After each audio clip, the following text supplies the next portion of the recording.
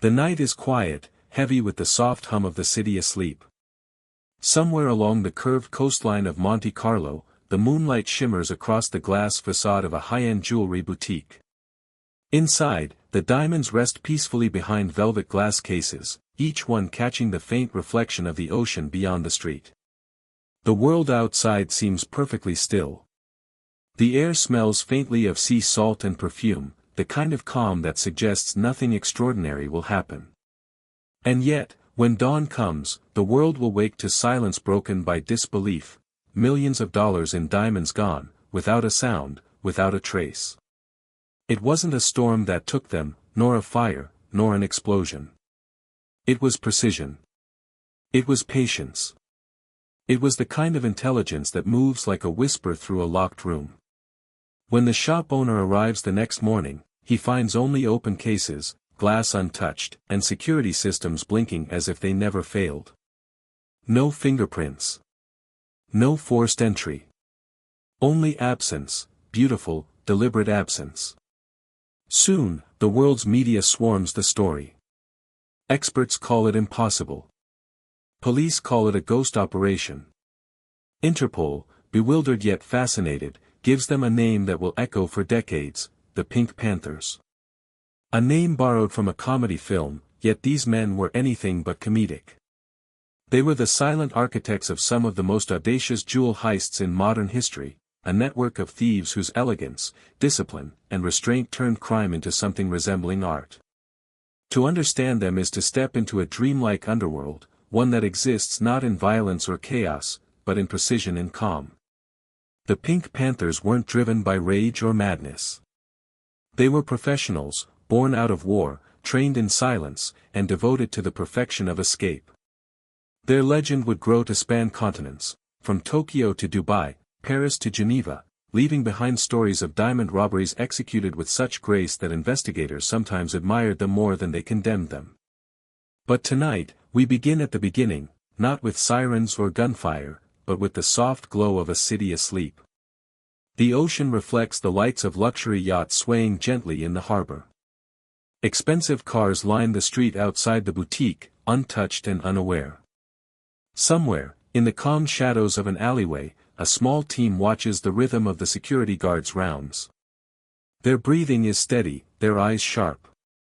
One signal, one nod, and the choreography begins. They move like dancers, every gesture measured, every second accounted for. A woman in heels walks past the store window, her reflection hiding the figure behind her who slips a thin tool beneath the door latch. Inside, the alarm light flickers but does not sound. Within minutes, the jewels are collected, not hurriedly, but reverently. Each diamond is placed into a pouch like a secret being kept. Then they leave, their footsteps dissolving into the night. Hours later, as the sun stretches across the Mediterranean, investigators arrive, baffled. There is no broken glass, no trace of fingerprints, no sign of entry or exit. It is as though the jewels simply evaporated into the dawn air. Reporters crowd the street. Theories bloom like wildflowers, inside jobs, digital interference, even magic. But the truth is simpler, and far more extraordinary.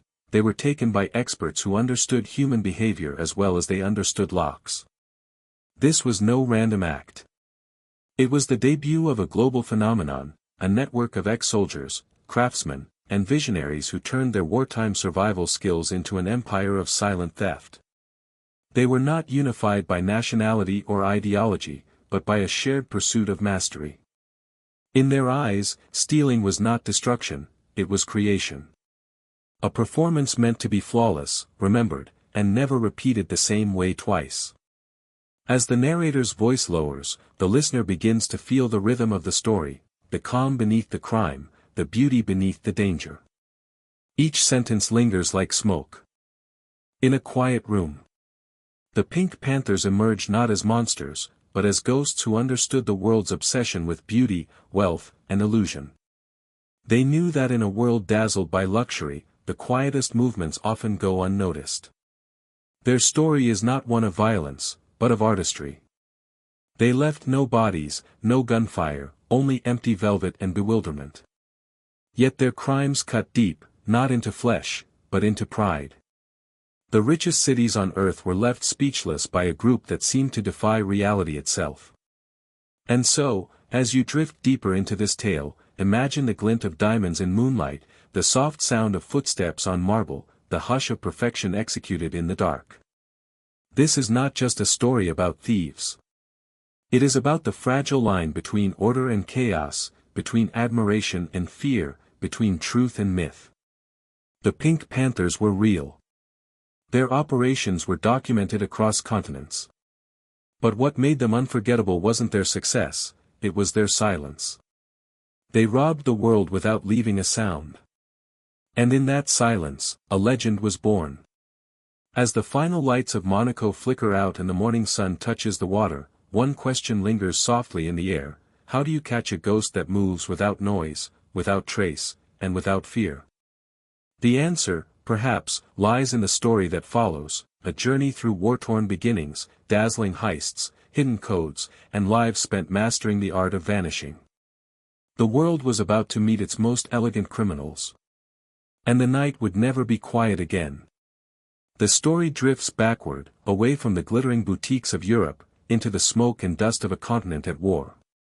The early 1990s, an era when the Balkans bled, when the map of Yugoslavia fractured like a broken mirror. Cities that once pulsed with culture and commerce were reduced to whispers of memory. Bridges collapsed, factories burned, families fled. Amid this chaos, a generation of young men learned lessons not from schools, but from the battlefield. They learned to move in silence, to read terrain, to plan with precision. They learned how to survive when the world around them had stopped making sense. In the ruins of Belgrade and Sarajevo, under the echo of air raids and curfews, the seeds of something unexpected began to grow.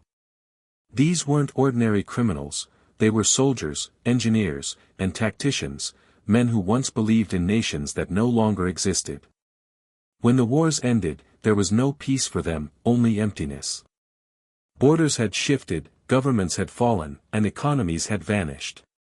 What remained were skills too dangerous for normal life and too valuable to waste.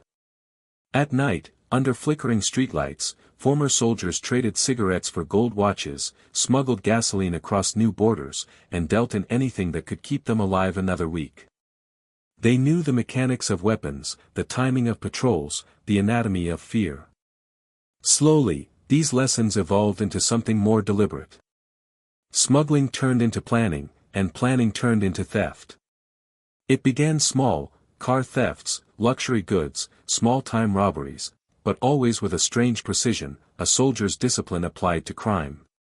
Across the ruins of Eastern Europe, whispers began to spread about a new breed of thief. They were calm. They didn't drink before a job. They didn't talk too much. They didn't act like gangsters. They studied. They rehearsed. They respected timing and order, the same way they once respected the chain of command. These men carried their wartime silence into a new arena, the underworld of post-war Europe. The black market became their battlefield. Diamonds, gold, and luxury goods were no longer symbols of vanity, they were survival, currency in a collapsed world. Serbia, Montenegro, Bosnia, and Croatia each harbored their fragments of this emerging brotherhood. The men who would one day be called the Pink Panthers didn't yet know each other, but their paths were aligning like constellations waiting to be named. Imagine the streets of Belgrade in winter, gray skies, cracked pavement, the sound of wind moving through half-destroyed buildings. In a small café tucked between two abandoned storefronts, a group of men sits quietly, sharing stories of a world that no longer exists. One was a sniper, another, a tank mechanic, another, a logistics officer. Each one carries the calm confidence of someone who has seen death and lived through it. They talk not of ideology, but of opportunity. They understand systems, security systems, patrol systems, human systems. They see weaknesses where others see walls. From these quiet conversations came an idea, not to build another army, but to use their precision for something different. They would take what the rich valued most, not out of hatred, but out of logic. The world had moved on without them, now, they would move through the world without being seen. They began training the way soldiers train. Not for combat, but for invisibility. They timed their movements to traffic lights, memorized floor plans, and practiced the art of blending in. They studied jewelry stores as if they were fortresses, learning alarm sequences and camera rotations. They developed codes and signals, simple gestures, brief eye contact, silence when needed. It wasn't about chaos, it was about choreography. Their operations were small at first, often within the Balkans. A jewelry courier intercepted here, a luxury watch shipment vanishing there. Each success built their confidence, each escape refined their technique. By the late 1990s, a pattern had formed, a network of small, specialized crews that shared a philosophy but never a formal structure.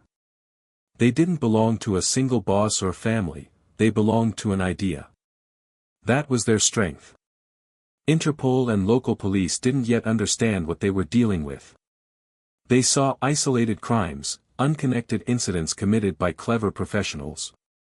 What they didn't realize was that a web was forming beneath their feet, woven out of loyalty, skill, and shared experience. This was not the mafia, not a cartel, not a street gang. It was something new, an international brotherhood of shadows, born from war but perfected in peace. Every heist that followed carried the DNA of their past. Their tactics were military, reconnaissance, precision timing, exit strategy, discipline under pressure. But their execution was poetic, smooth, quiet, without unnecessary harm. They had no interest in bloodshed. Violence was noise, and noise attracted attention. For men trained to move unseen, silence was sacred. In time, their work would draw the fascination of investigators, journalists, and filmmakers. But back then, in the gray light of the Balkan morning, they were just survivors reinventing themselves. They had traded rifles for lock picks, camouflage for designer suits. Yet the spirit was the same: operate with precision, trust your team, and never be caught. And beneath it all ran a strange code of honor. They didn't steal from the poor. They didn't rob small stores. They targeted the symbols of excess, the elite, the luxury brands, the world that had ignored their suffering. To them, these heists were a kind of justice, a way to reclaim dignity in a world that had stripped it away. But the transformation was far from over. The post-war streets had given them discipline, the next decade would give them fame.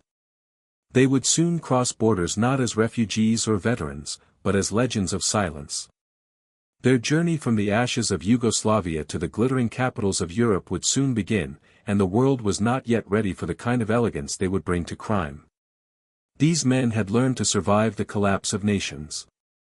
Now, they would learn to rob them, with precision, with patience, and with the calm of soldiers who had seen too much to ever fear again. As the story drifts toward the 2000s, the quiet rhythm continues: empty streets, dim cafes, and the slow forging of a legend. The Pink Panthers were not born in the glow of diamonds, they were born in the darkness after war, molded by survival, and united by silence. And from that silence, they would soon orchestrate some of the most astonishing heists the modern world would ever witness. The world had moved on from the Balkan Wars, but for those who lived through them, peace was only a new kind of battlefield. In the early 2000s, the shadows of that lost generation began to stretch far beyond Eastern Europe. Men who once wore uniforms now carried passports, and the same focus they had once used to dismantle weapons was now turned toward dismantling the world's most secure jewelry stores. Their philosophy was simple: if survival had been their art during war, then perfection would be their art in peace. It was in Tokyo, 2003, that this philosophy reached its purest form. A quiet afternoon in the Ginza district, streets shimmering with light, luxury boutiques glowing beneath the cold precision of the Japanese skyline. Among the flow of shoppers and tourists, a man and woman walked hand in hand. They were well dressed, polite, and unnoticed. The woman wore a pastel suit and carried a small handbag, the man wore an elegant gray jacket and a calm smile. To anyone watching, they were just another couple enjoying the day. Yet behind that facade of ordinary affection, every movement had been rehearsed to perfection. Inside the boutique, the staff smiled as the pair entered. They were greeted with bows and soft voices, offered tea and the luxury of time. The woman asked to see a diamond necklace, the store's crown jewel, worth millions. The clerk obliged, laying it gently on the velvet counter beneath perfect lighting. The couple admired it closely.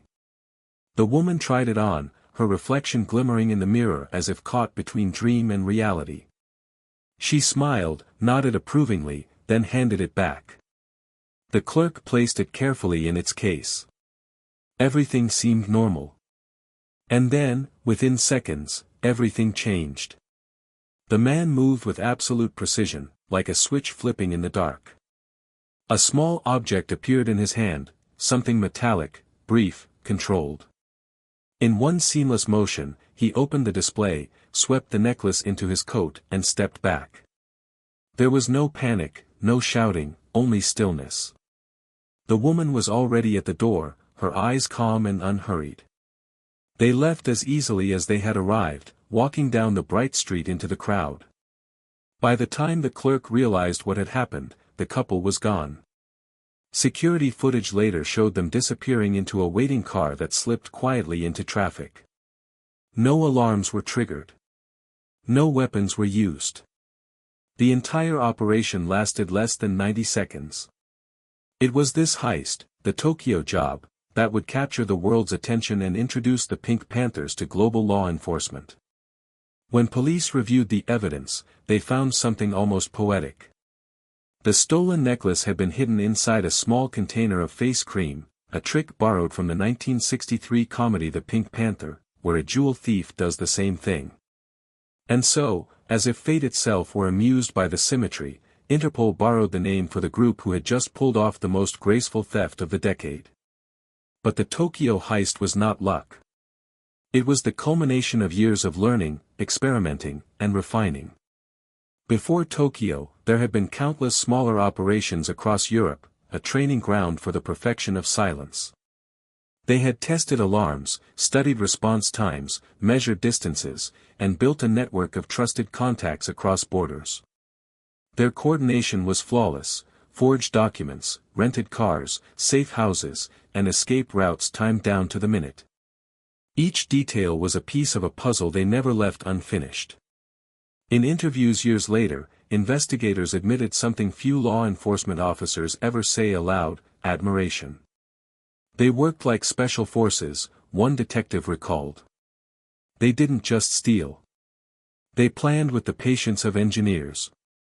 Every heist was a military exercise disguised as elegance, and their calm demeanor was what made them unstoppable. After Tokyo, luxury retailers across Europe began to panic. Insurance companies demanded new security measures. Interpol convened meetings.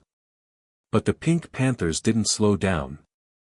They struck again: Monaco, London, Dubai, Geneva, each city a chapter in their silent symphony. In every case, they were described the same way: polite, professional, unervingly calm. The world, however, only saw the glamour, the diamonds, the chase, the mystery. Few understood what these men and women had come from. They weren't born into wealth or crime syndicates, they were products of war, shaped by scarcity, molded by precision. They didn't steal to destroy, they stole to prove that mastery could still exist in a chaotic world. To them, the heist was not a rebellion against society, but a demonstration of control. Back in Japan, detectives retraced every step of the crime, searching for clues. They found fragments of identities, passports that led nowhere, fingerprints that matched no one, cars that vanished. Even the jewelry itself disappeared into black markets within days, broken down, recut, repurposed, and sold through layers of secrecy until it became untraceable. It was as though the diamonds themselves had been swallowed by silence. The media turned them into legends overnight. Headlines called them the world's most sophisticated thieves.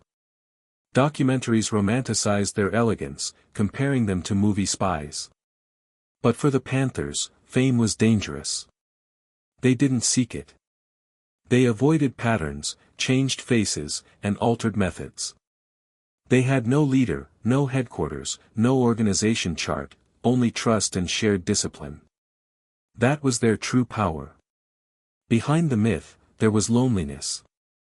Many of them lived between borders, using fake names, never staying in one place for long. They had money, but no peace, success, but no rest. The same precision that made them legends also made them prisoners of their own perfection. One mistake meant capture.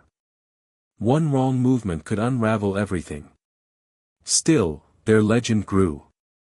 Each heist that followed became more daring, more imaginative: diamonds stolen from airports, boutiques robbed in broad daylight, thieves disappearing through city traffic before police could even react. But the Tokyo job remained their masterpiece, the moment when the world realized that crime could be quiet, graceful, and terrifyingly intelligent.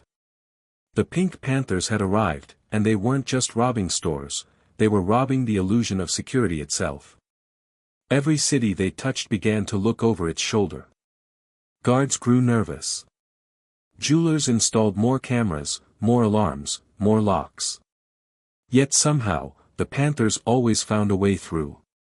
As the story closes on that first great heist, the image lingers: a woman smiling in a mirror, a man waiting outside, a necklace slipping from velvet into a coat pocket. No shouting. No violence.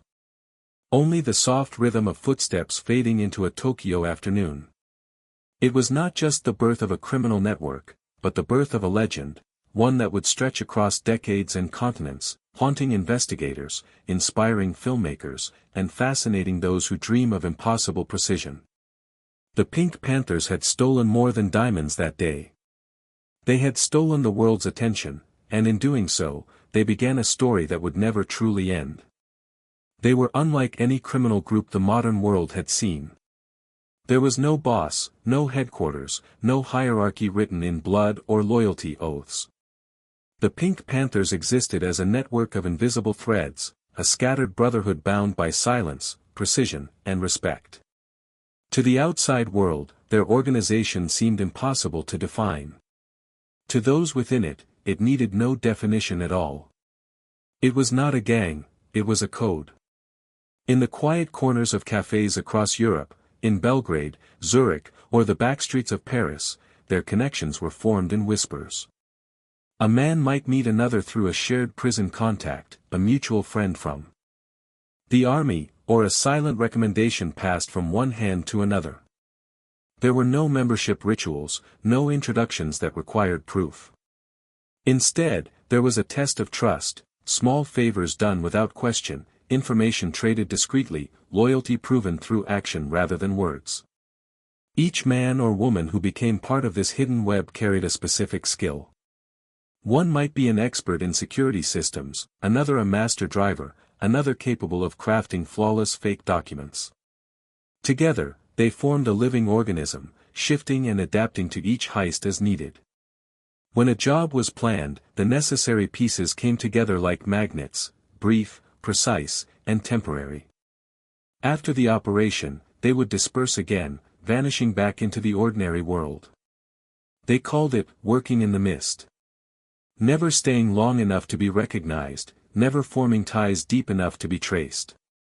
To the untrained eye, they were ordinary people: delivery drivers, mechanics, shop clerks, or tourists with polite smiles.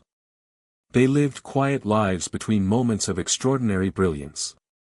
Each heist was a gathering of ghosts, a convergence of skill, trust, and timing that disappeared as quickly as it appeared. Interpol struggled to map them. Every attempt to create a hierarchy led to confusion. The same names surfaced in different countries, using new identities. Even when one member was arrested, he rarely revealed others. Not out of fear, but out of loyalty to the silence. Many investigators said it felt like chasing smoke: you could see its shape for a moment, but it slipped away when you tried to grasp it. At the center of this code was respect. There were unspoken rules that every panther understood. Violence was forbidden unless absolutely necessary. Innocents were never to be harmed. No unnecessary risks. No arrogance. Each operation was to be conducted with the grace of a craftsman, not the recklessness of a bandit. If you must make noise, one veteran panther reportedly said, then you have already failed. Their communication was a language of simplicity, hand gestures, coded messages, sometimes just a look. They could read each other without words. This quiet understanding made them unpredictable to law enforcement and perfectly synchronized in the field. One could move through a crowded mall and know, without speaking, that the timing was right, that the cameras were blind, that the car was waiting. For them, silence was sacred. It wasn't just a strategy, it was identity. They had come from lands where silence had once meant survival, during raids, checkpoints, and interrogations. In their new lives, it became both shield and weapon. They didn't brag, didn't boast, didn't share. They trusted that their work would speak for them, and in time, it did.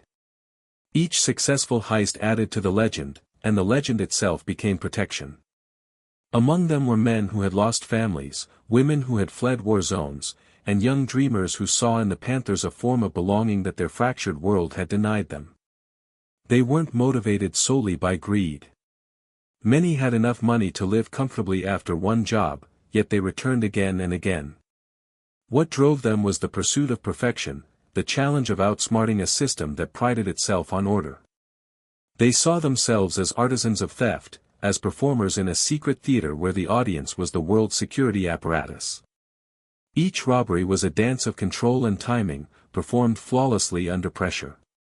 And afterward, when the operation was complete, there was no celebration, no indulgence. They scattered into the night, disappearing into trains, airports, and quiet streets. Some investigators, frustrated yet fascinated, called it a ghost brotherhood. The more they studied it, the less they understood. The group structure was too fluid, too organic. It had no weakness, no center. Even arrests did not slow it down.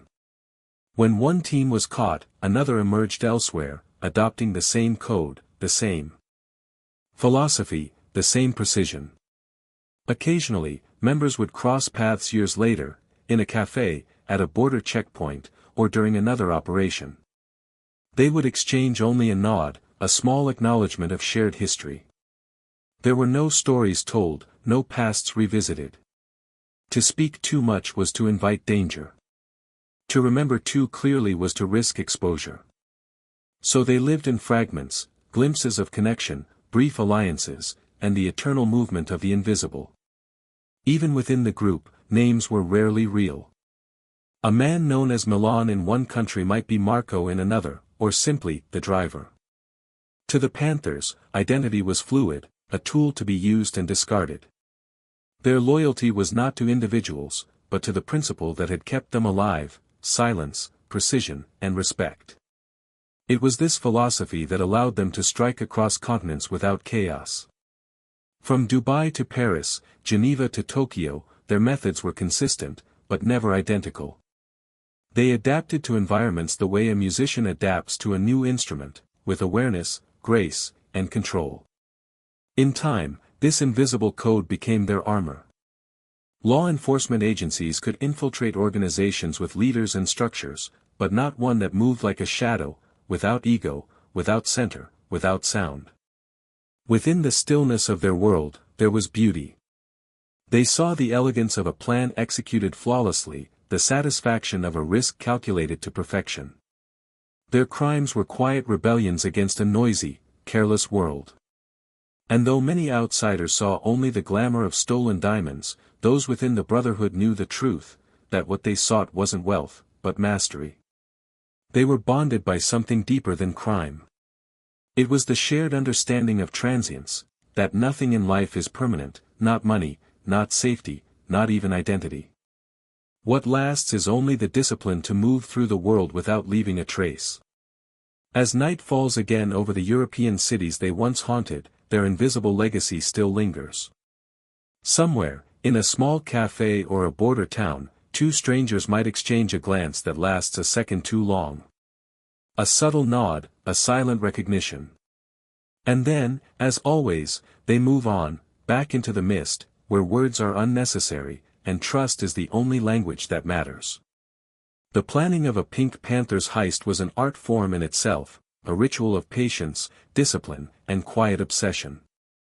Nothing was left to chance. Every move was calculated with the precision of an engineer and the patience of a hunter waiting for his prey to step into the open. To the outside world, their robberies seemed effortless, spontaneous even, men in designer clothes walking into luxury boutiques, moving with unshakable calm, and disappearing before anyone understood what had happened. But behind that illusion of ease lay months, sometimes years, of meticulous preparation. A typical operation began not with diamonds, but with observation. A member would scout a target city long before the job was even discussed. He might take a part-time job near a jewelry district, or rent an apartment overlooking a high-end shopping area. For weeks, even months, he would study the rhythm of the city, how guards moved, when deliveries arrived, how light shifted across the street at different hours. Every detail mattered. They called it reading the pulse. The Pink Panthers understood that human behavior was the greatest security flaw. Cameras could be avoided, alarms could be bypassed, but a guard who grew tired at 3 p.m. every day, that was a weakness to exploit. A clerk distracted by her phone at closing time, a back door left open during a smoke break, these were the openings they watched for. They recorded nothing, wrote down nothing. Every fact was memorized, every detail shared verbally in the soft cadence of trust. When a target was chosen, the real planning began. In a dimly lit room, perhaps in a rented flat or a small cafe after hours, a handful of men would gather. On the table might sit a simple layout, sometimes hand-drawn, sometimes assembled from memory. They would go over it again and again, reconstructing every corner, every blind spot, every second of movement. No one raised their voice. The planning sessions were calm, deliberate, almost meditative. Each member had a role, chosen not out of hierarchy but out of skill. There was the eye, the scout who knew the layout better than the store's own employees. There was the hand, the one who would make entry, precise and silent. The driver, often a master of escape routes, memorized street grids the way others memorized poetry. And then there was the ghost, the one who ensured everything remained invisible afterward, managing identities, disguises, and logistics. One of their most remarkable qualities was restraint. They never took unnecessary risks. If a detail seemed uncertain, the operation was postponed. Sometimes they abandoned a target altogether if even one factor changed. It wasn't cowardice, it was discipline. The Pink Panthers believed that success came not from courage, but from control. The difference between a master and a fool, one member once said, is knowing when to walk away. Surveillance was their heartbeat. They would walk through a jewelry store as customers, noting the weight of the doors, the reflection of light on the glass, the time it took for an employee to retrieve a specific piece from the vault. Sometimes, they filmed discreetly using button cameras or modified phones. Other times, they relied purely on their memory, training themselves to recall entire layouts after a single visit. What truly separated them from other thieves, however, was their understanding of time. To the Pink Panthers, a heist was not about speed, it was about rhythm. Every operation was built like a piece of music, the anticipation of silence before the crescendo. They calculated to the second how long each action would take, how long a bystander might remain stunned before reacting, how long it took for police to respond to a silent alarm. Their goal was never chaos, but flow, a perfect, unbroken motion from entry to exit. They rehearsed without rehearsing. Using mock locations or abandoned warehouses, they simulated the key moments of a job. Some practiced vault manipulations in their sleep, training muscle memory until it felt instinctive. The driver memorized routes, testing them at different times of day to see how traffic behaved. The smallest variable, a road closure, a security upgrade, a change in personnel, could alter everything. So they adjusted, again and again, until perfection wasn't a goal but a standard. Technology, too, was a quiet ally. They used modified tools that blended into ordinary objects, drills hidden in pens, cutters disguised as flashlights, communication devices that looked like MP3 players. But they never relied solely on gadgets. Machines could fail, discipline could not. Their strength was human, the calm focus that came from preparation, the ability to move without hesitation when the moment arrived. The beauty of their planning lay in its invisibility. To police, it seemed as if the robberies came out of nowhere. But to the Panthers, every heist was a symphony months in the making. They knew where every camera pointed, when every door opened, how long every alarm would take to trigger. Even escape routes were chosen with psychological precision, through narrow alleyways, public tunnels, or routes that blended into the flow of city life. And yet, for all their careful planning, there was always room for intuition, that quiet sense of knowing when to act. Many Panthers trusted their instincts as much as their maps. A glance exchanged in silence could mean, now, or, wait. It was this blend of preparation and instinct that made them extraordinary. Like chess players who could see 10 moves ahead, they moved with confidence that came from understanding not only the plan, but the people within it. At night, before a heist, there was no boasting or excitement. There was quiet, the kind of silence that comes before a storm. They would rest, meditate, sometimes share a meal. Some prayed. Some wrote letters they never sent. All of them understood the balance between calm and chaos, that only those at peace within could walk into danger without fear. When dawn approached and the city began to stir, their minds were already set. The plan had become second nature. Every route was memorized, every breath counted. They didn't need luck. They had preparation. And in the shadows of those calm, deliberate nights, the blueprint for another silent masterpiece took shape, one that would leave the world breathless, and the police baffled once more. When the moment finally arrived, it came not with chaos, but with silence, a silence so thick it felt choreographed. The Pink Panthers heists were not the wild, explosive robberies of Hollywood films. They were surgical, graceful, and eerily calm. Each motion was deliberate, each sound minimized, each second accounted for. Their philosophy was simple: noise draws attention, silence buys time. And in their world, time was everything. Imagine a sunlit afternoon in Geneva, where luxury boutiques shimmer under the glass reflections of Lake Leman. A black sedan glides to a slow stop near a high-end jewelry store. Inside, the atmosphere hums with the quiet rhythm of wealth, the soft murmur of sales talk, the clinking of glass displays, the polite greetings exchanged in French and English. Then, without warning, the rhythm shifts. A man enters, elegant, composed, wearing a tailored suit. His companion follows, holding a bouquet of flowers, as if delivering a gift. In that moment, no one suspects what is about to unfold. The first phase of a Panther heist was always the entry illusion. Their approach depended on deception, appearing so natural that their presence seemed unremarkable.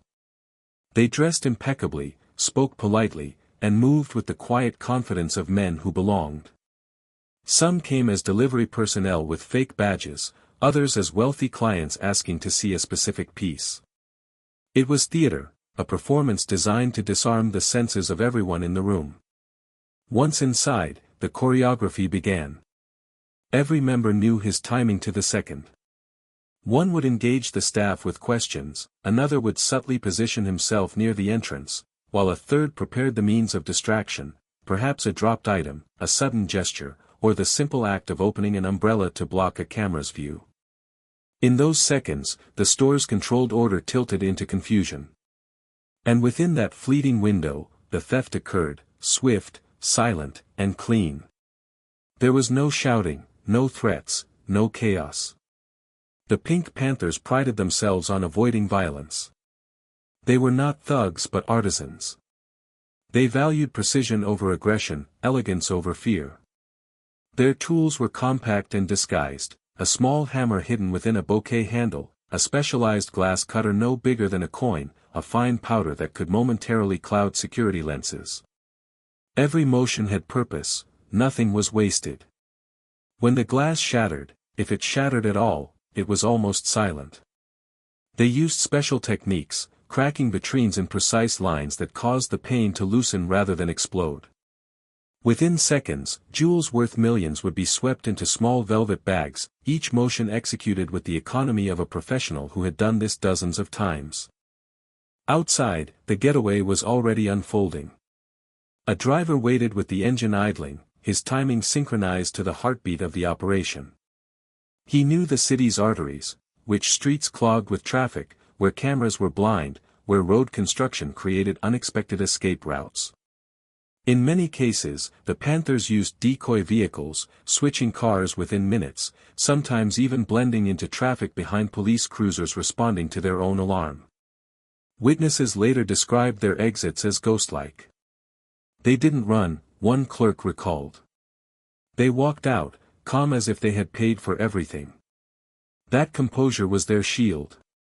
Panic drew attention, calmness blended in.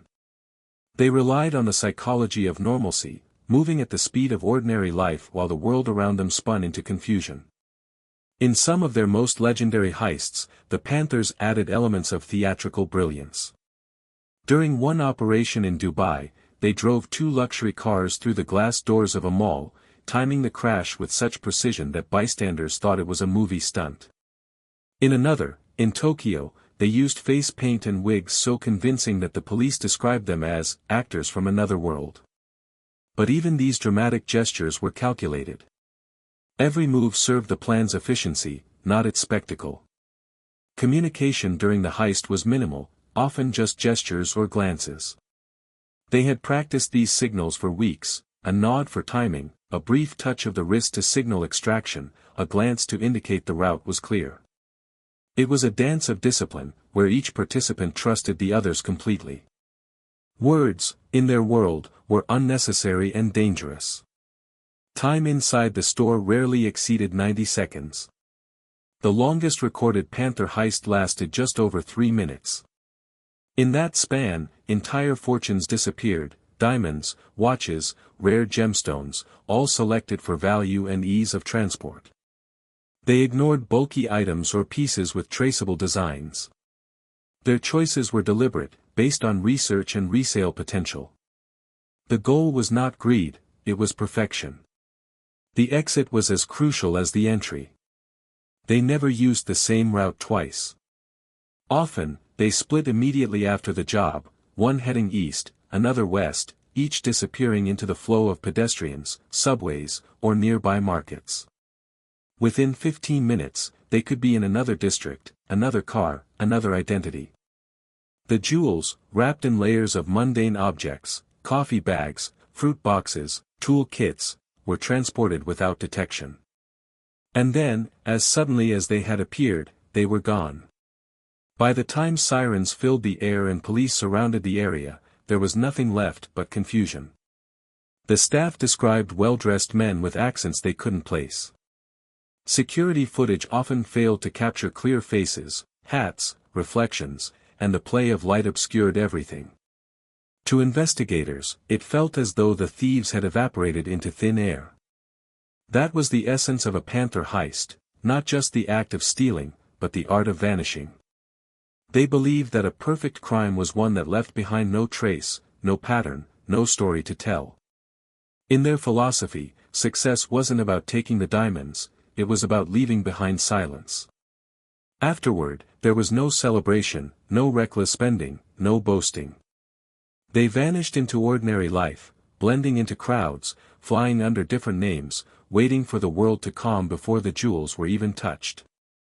To them, the true high wasn't the money, it was the moment when everything worked exactly as planned, when the world froze for 90 seconds and they became invisible. For those who witnessed it, a Panther heist was unforgettable, not because of violence or noise, but because of the eerie serenity with which it unfolded. Like shadows gliding across glass, they came and went without disturbance. And in the aftermath, as police sealed the streets and sirens echoed through the city, one question always lingered, whispered in disbelief: how could something so precise, so beautiful, and so quiet even be possible?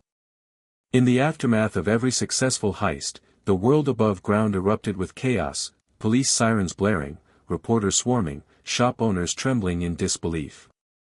But deep beneath that noise, the Pink Panthers moved in silence, slipping into the next phase of their ritual, the escape. For them, this was not a frantic flight, but an extension of the same calm precision that had defined every second of the operation.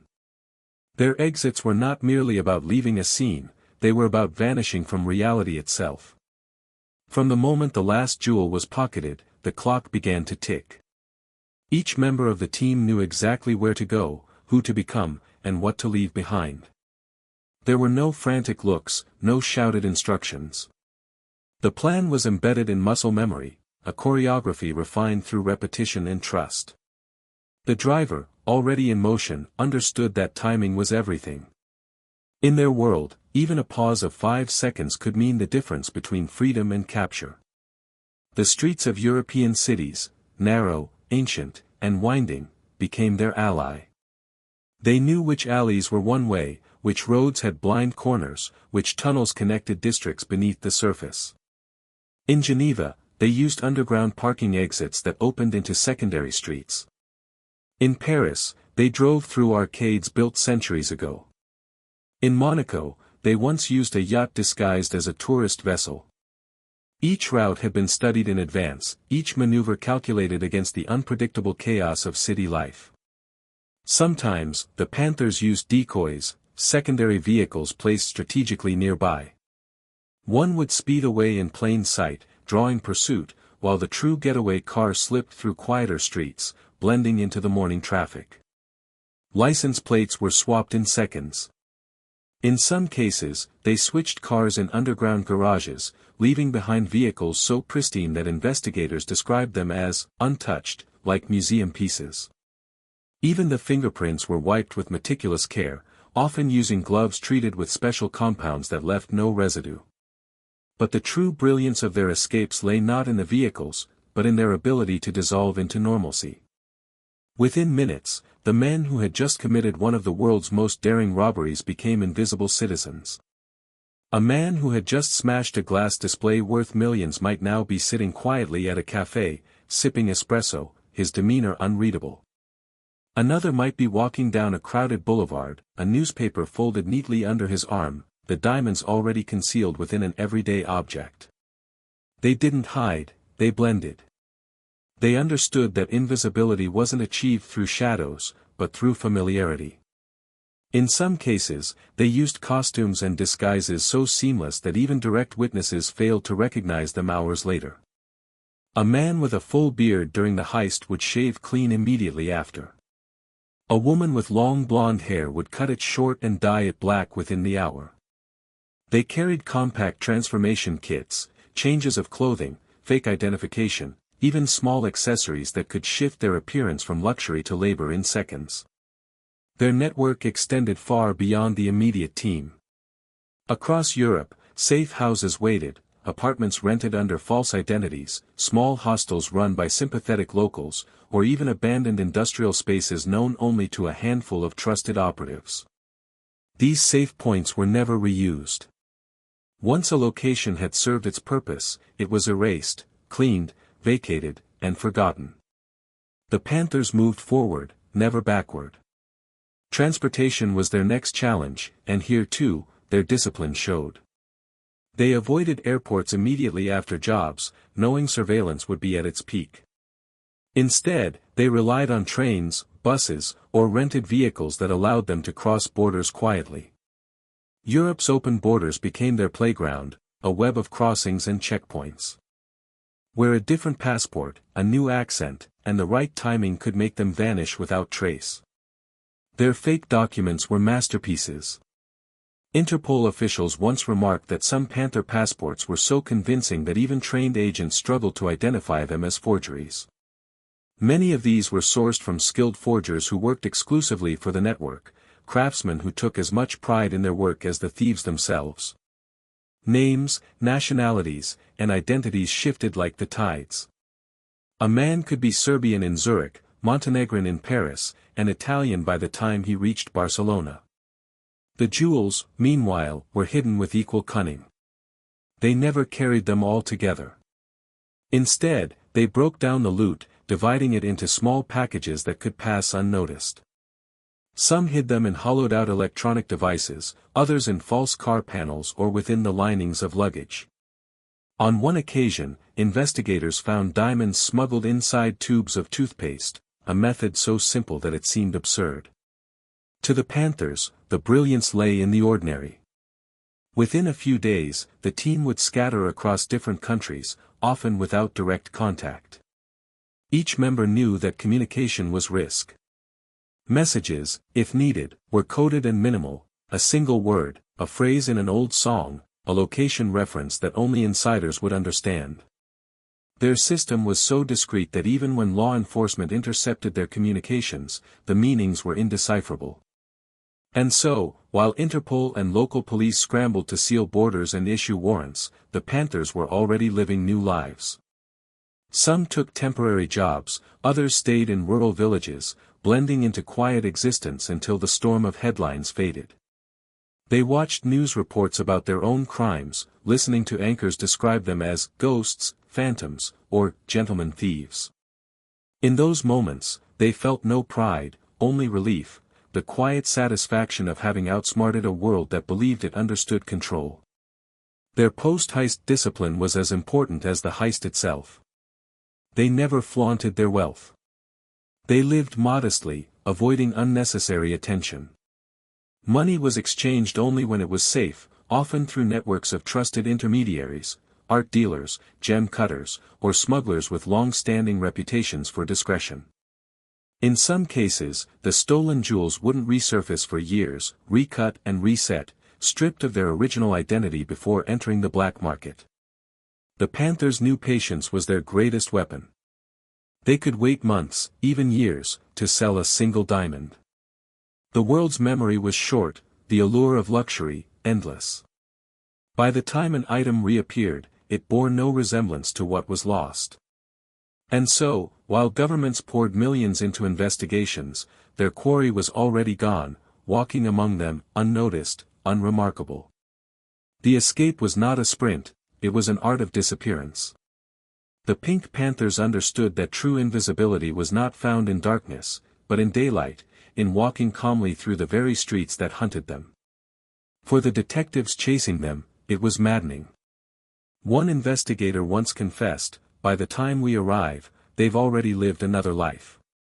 That was the essence of their genius, the ability to turn the world's chaos into their camouflage. To dissolve so completely that they became not fugitives, but whispers carried on the wind, fading into the hum of ordinary life. The diamonds themselves were both the Panthers' greatest prize and their greatest burden. They shimmered like frozen stars, beautiful, cold, and dangerous to possess. For all their elegance in stealing them, the true brilliance of the Pink Panthers lay in what came after the theft, transforming stolen jewels into clean money without leaving a single trace.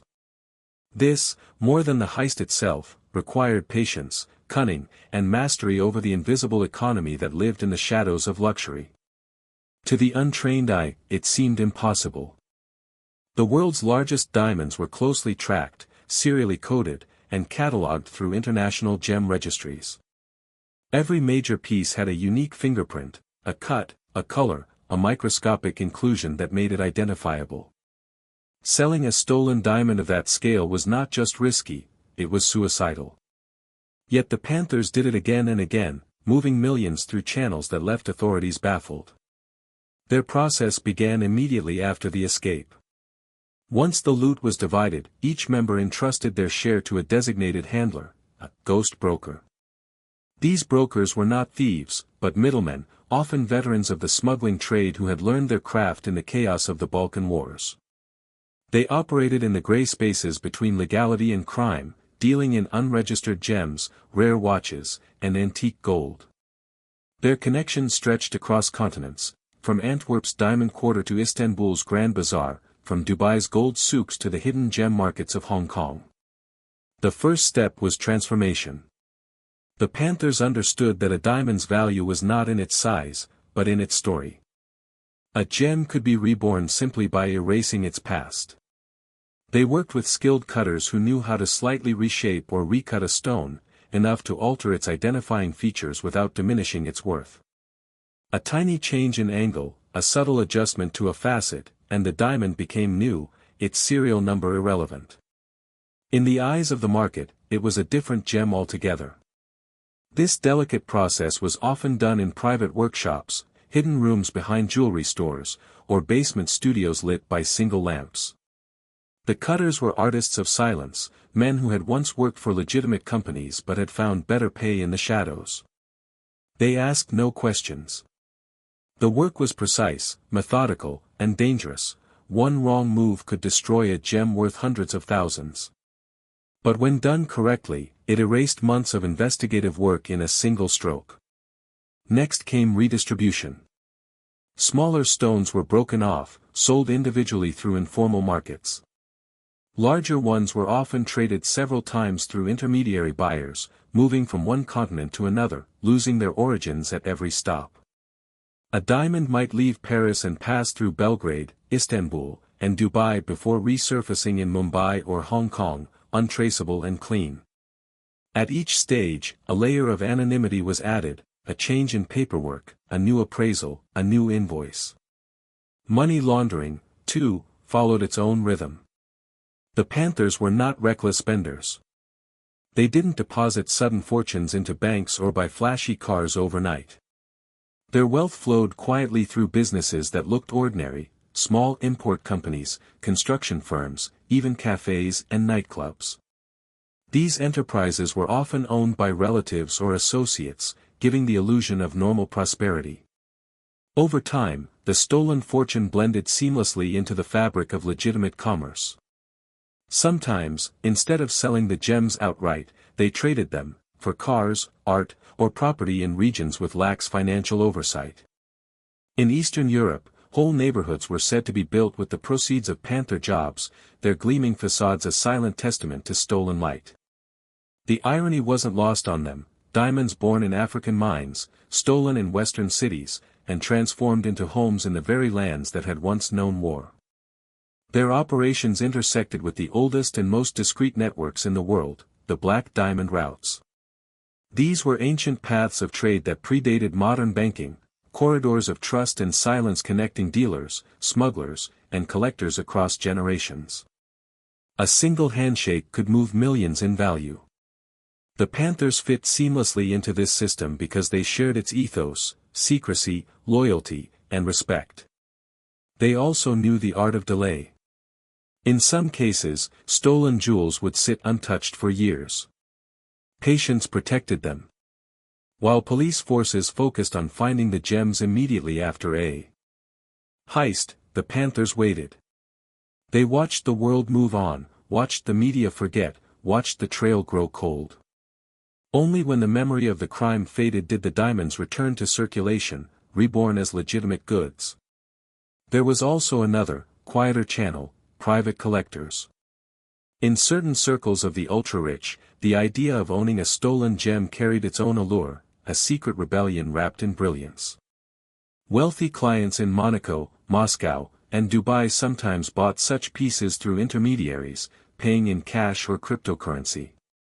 These transactions were never documented, and the stones disappeared into private vaults, beyond the reach of law or history. Interpol estimated that the Pink Panthers had moved over $350 million in stolen jewelry, though insiders suggested the true figure was far higher. What baffled authorities most was the near-total absence of recovery. Despite years of global coordination, only a fraction of the stolen goods ever resurfaced.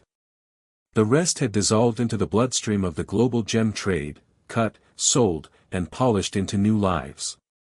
Their economic ecosystem was self-sustaining. Each successful heist funded the next. Profits were shared evenly, ensuring loyalty and trust. There were no bosses hoarding power, no underlings demanding tribute. Every participant received their due, and every handler took their share with discretion. This balance kept the network stable, a rare phenomenon in the criminal world, where greed usually breeds betrayal. The beauty of their laundering system lay in its invisibility. On paper, everything seemed ordinary: invoices, shipping manifests, customs clearances. Behind the scenes, it was a ballet of deception, a blend of legitimate commerce and quiet manipulation. They exploited the same global systems that governed luxury itself, turning capitalism into their camouflage. And through it all, the Panthers remained patient. They understood that the diamond's journey was a reflection of their own, born in pressure, cut by precision, valued by rarity, and forever elusive. To them, the jewel was not merely a symbol of wealth but of mastery, proof that beauty, when handled with care and discipline, could outwit even the most powerful systems of control. Some say that even today, pieces from their greatest hauls glitter in display cases around the world, their past erased, their stories untold. The thought would have pleased the Panthers. For them, the greatest victory was not the shine of the diamond itself, but the silence surrounding it. Over the years, the legend of the Pink Panthers evolved from a series of daring robberies into something larger, a myth that blurred the boundaries between fact and fiction. They became ghosts that haunted the luxury world, symbols of elegance and defiance in an age of relentless surveillance. Their story wasn't merely about theft, it was about rebellion, a rebellion against power, against inequality, and against a system that prized wealth above humanity. The world saw them as criminals, but within their own code, they were artisans, sculptors of chaos, turning greed and precision into art. By the 2010s, the network had fractured into smaller cells. Some members vanished into quiet lives, their fortunes hidden beneath layers of legitimacy. Others were caught, betrayed by impatience, arrogance, or the evolution of digital policing. But even in defeat, they carried a certain dignity. When arrested, most refused to speak, refused to name names. Their silence became a kind of oath, a continuation of the discipline that had defined them from the beginning. Interpol and Europol dedicated entire task forces to tracking them, pouring millions into tracing the origins of stolen gems and dismantling laundering networks. Yet the more they searched, the more the truth eluded them.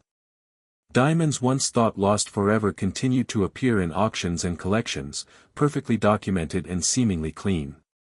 Experts whispered that even now, some high-end jewelers might unknowingly, or perhaps knowingly, be selling panther stones. The brilliance of their laundering system had outlasted the pursuit itself. But for those who had lived it, those who had stood in the glow of shattered display cases and felt time pause, the life of a panther carried a heavy cost. They lived like ghosts, always moving, never trusting, never staying too long in one place. Relationships were fragile, friendships were fleeting. Every phone call, every transaction, every unfamiliar face carried the possibility of exposure. Freedom came at the price of solitude. Some couldn't bear it. One member, once known as the poet for his calm and meticulous manner, was found years later working in a mechanic's shop in Montenegro, his hands stained with oil instead of diamonds. Another, a woman who had once posed as a high society buyer in Geneva, disappeared completely, her last known location a beachside cafe in Thailand. Those who remained in the shadows spoke of her like a ghost story. Maybe she had retired, maybe she had been taken, maybe she had simply walked away from the world. And yet, for all their dispersion, the spirit of the Panthers endured. Their legacy was whispered in underground circles, admired by new generations of thieves and cybercriminals. They had proven that discipline, intelligence, and style could triumph over brute force and fear. They had embarrassed the elite, robbing billion-dollar corporations and exclusive boutiques that claimed to represent civilization's highest art, and exposing them as vulnerable, fragile, and vain. Their heists became case studies in police academies, their methods dissected in documentaries and books. But what none of these could capture was the feeling, the heartbeat of a panther job. It wasn't violence or greed that defined them. It was the perfection of the moment, the choreography of motion, the control of chaos, the silence before the alarm.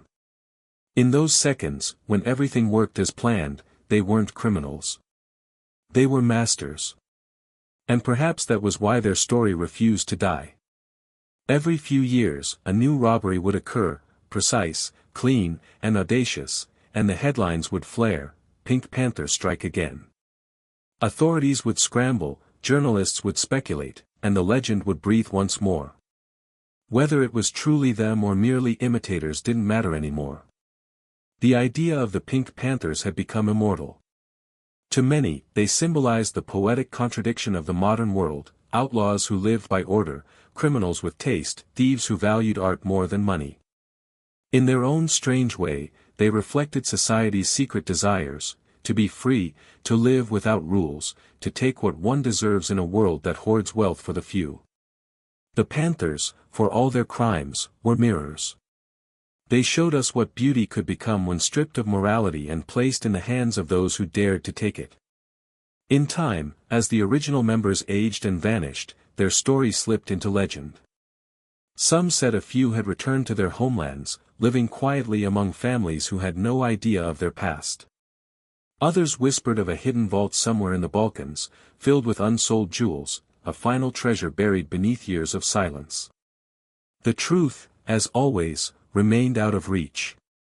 Yet, even in disappearance, the Pink Panthers achieved what few in history ever have: they became untouchable.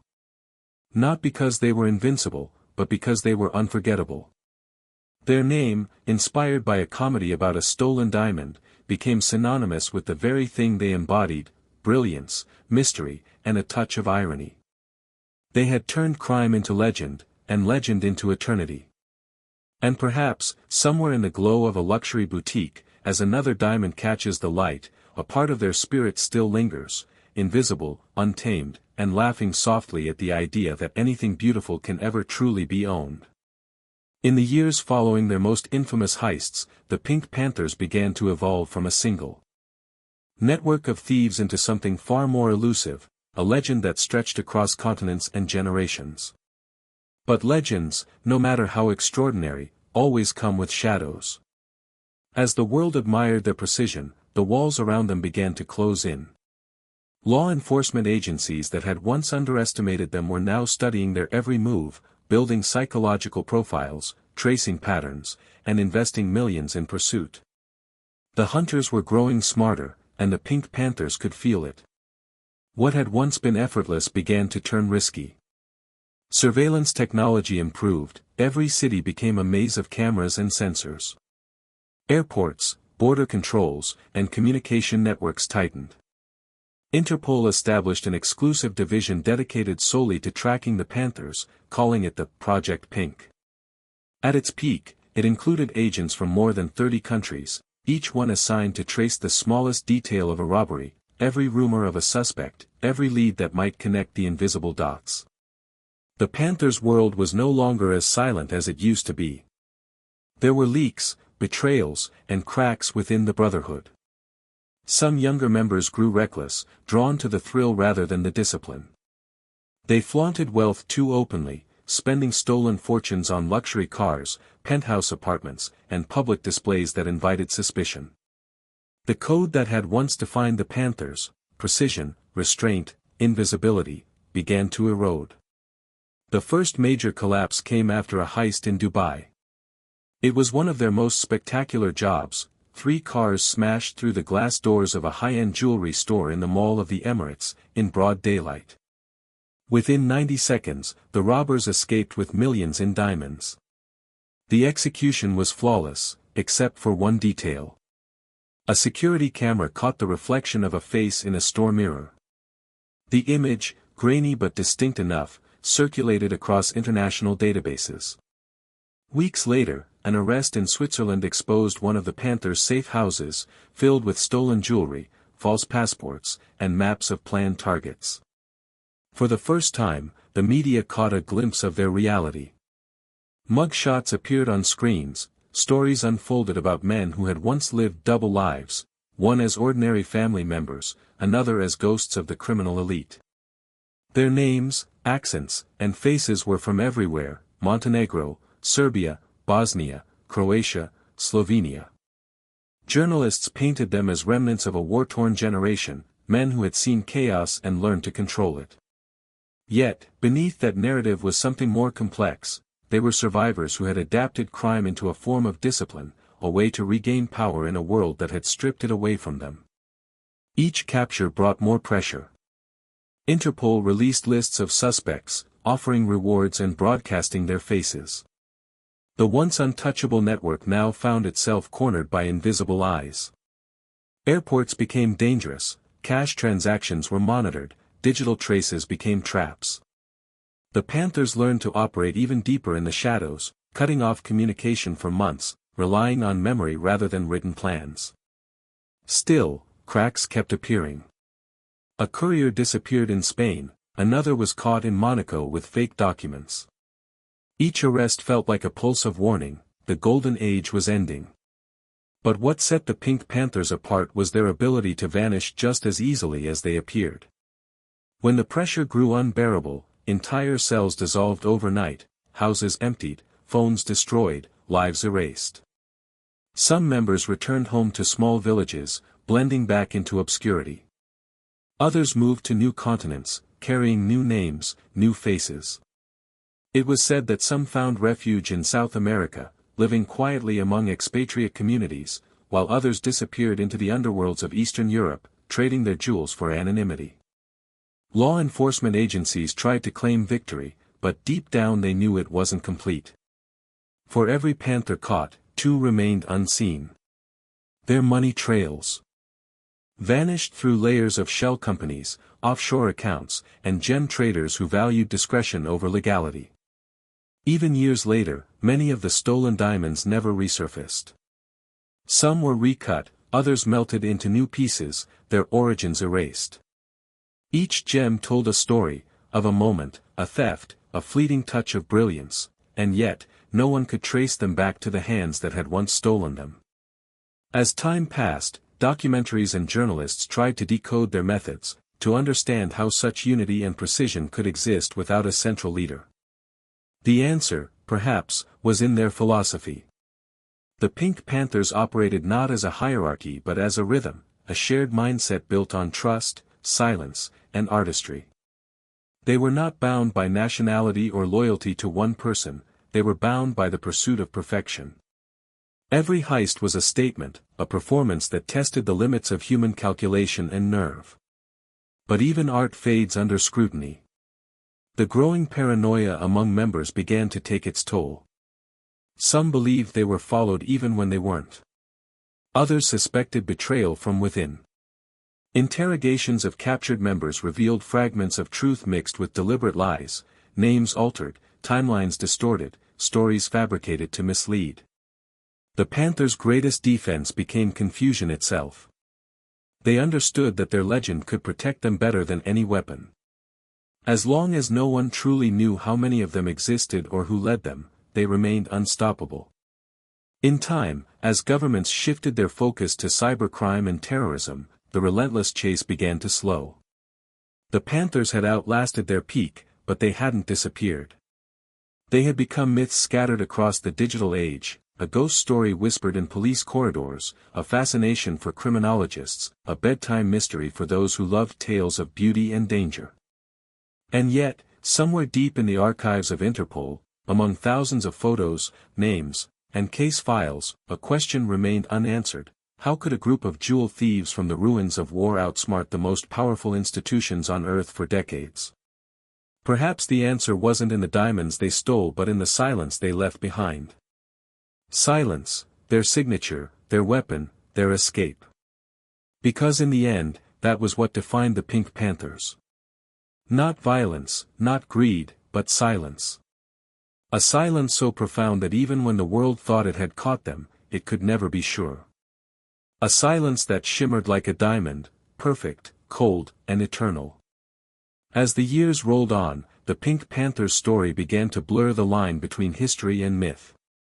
They were no longer just a network of jewel thieves, they had become symbols of something deeper, the rebellion against control, the artistry of defiance. Yet beneath that romantic allure, a quieter reality unfolded. The world around them had changed, and the kind of silence they once mastered was now nearly impossible to maintain. Digital fingerprints replaced physical ones. Cameras became omnipresent. Even the shadows seemed to have eyes. Still, there was a strange calm that accompanied their twilight years. For those who remained free, life had become slower, more reflective. They were no longer the ghosts who dashed through diamond boutiques under the glow of shattered glass. Instead, they were older men and women, their memories carrying the shimmer of past glories. Some had children now, sons and daughters who knew little about their parents' true identities.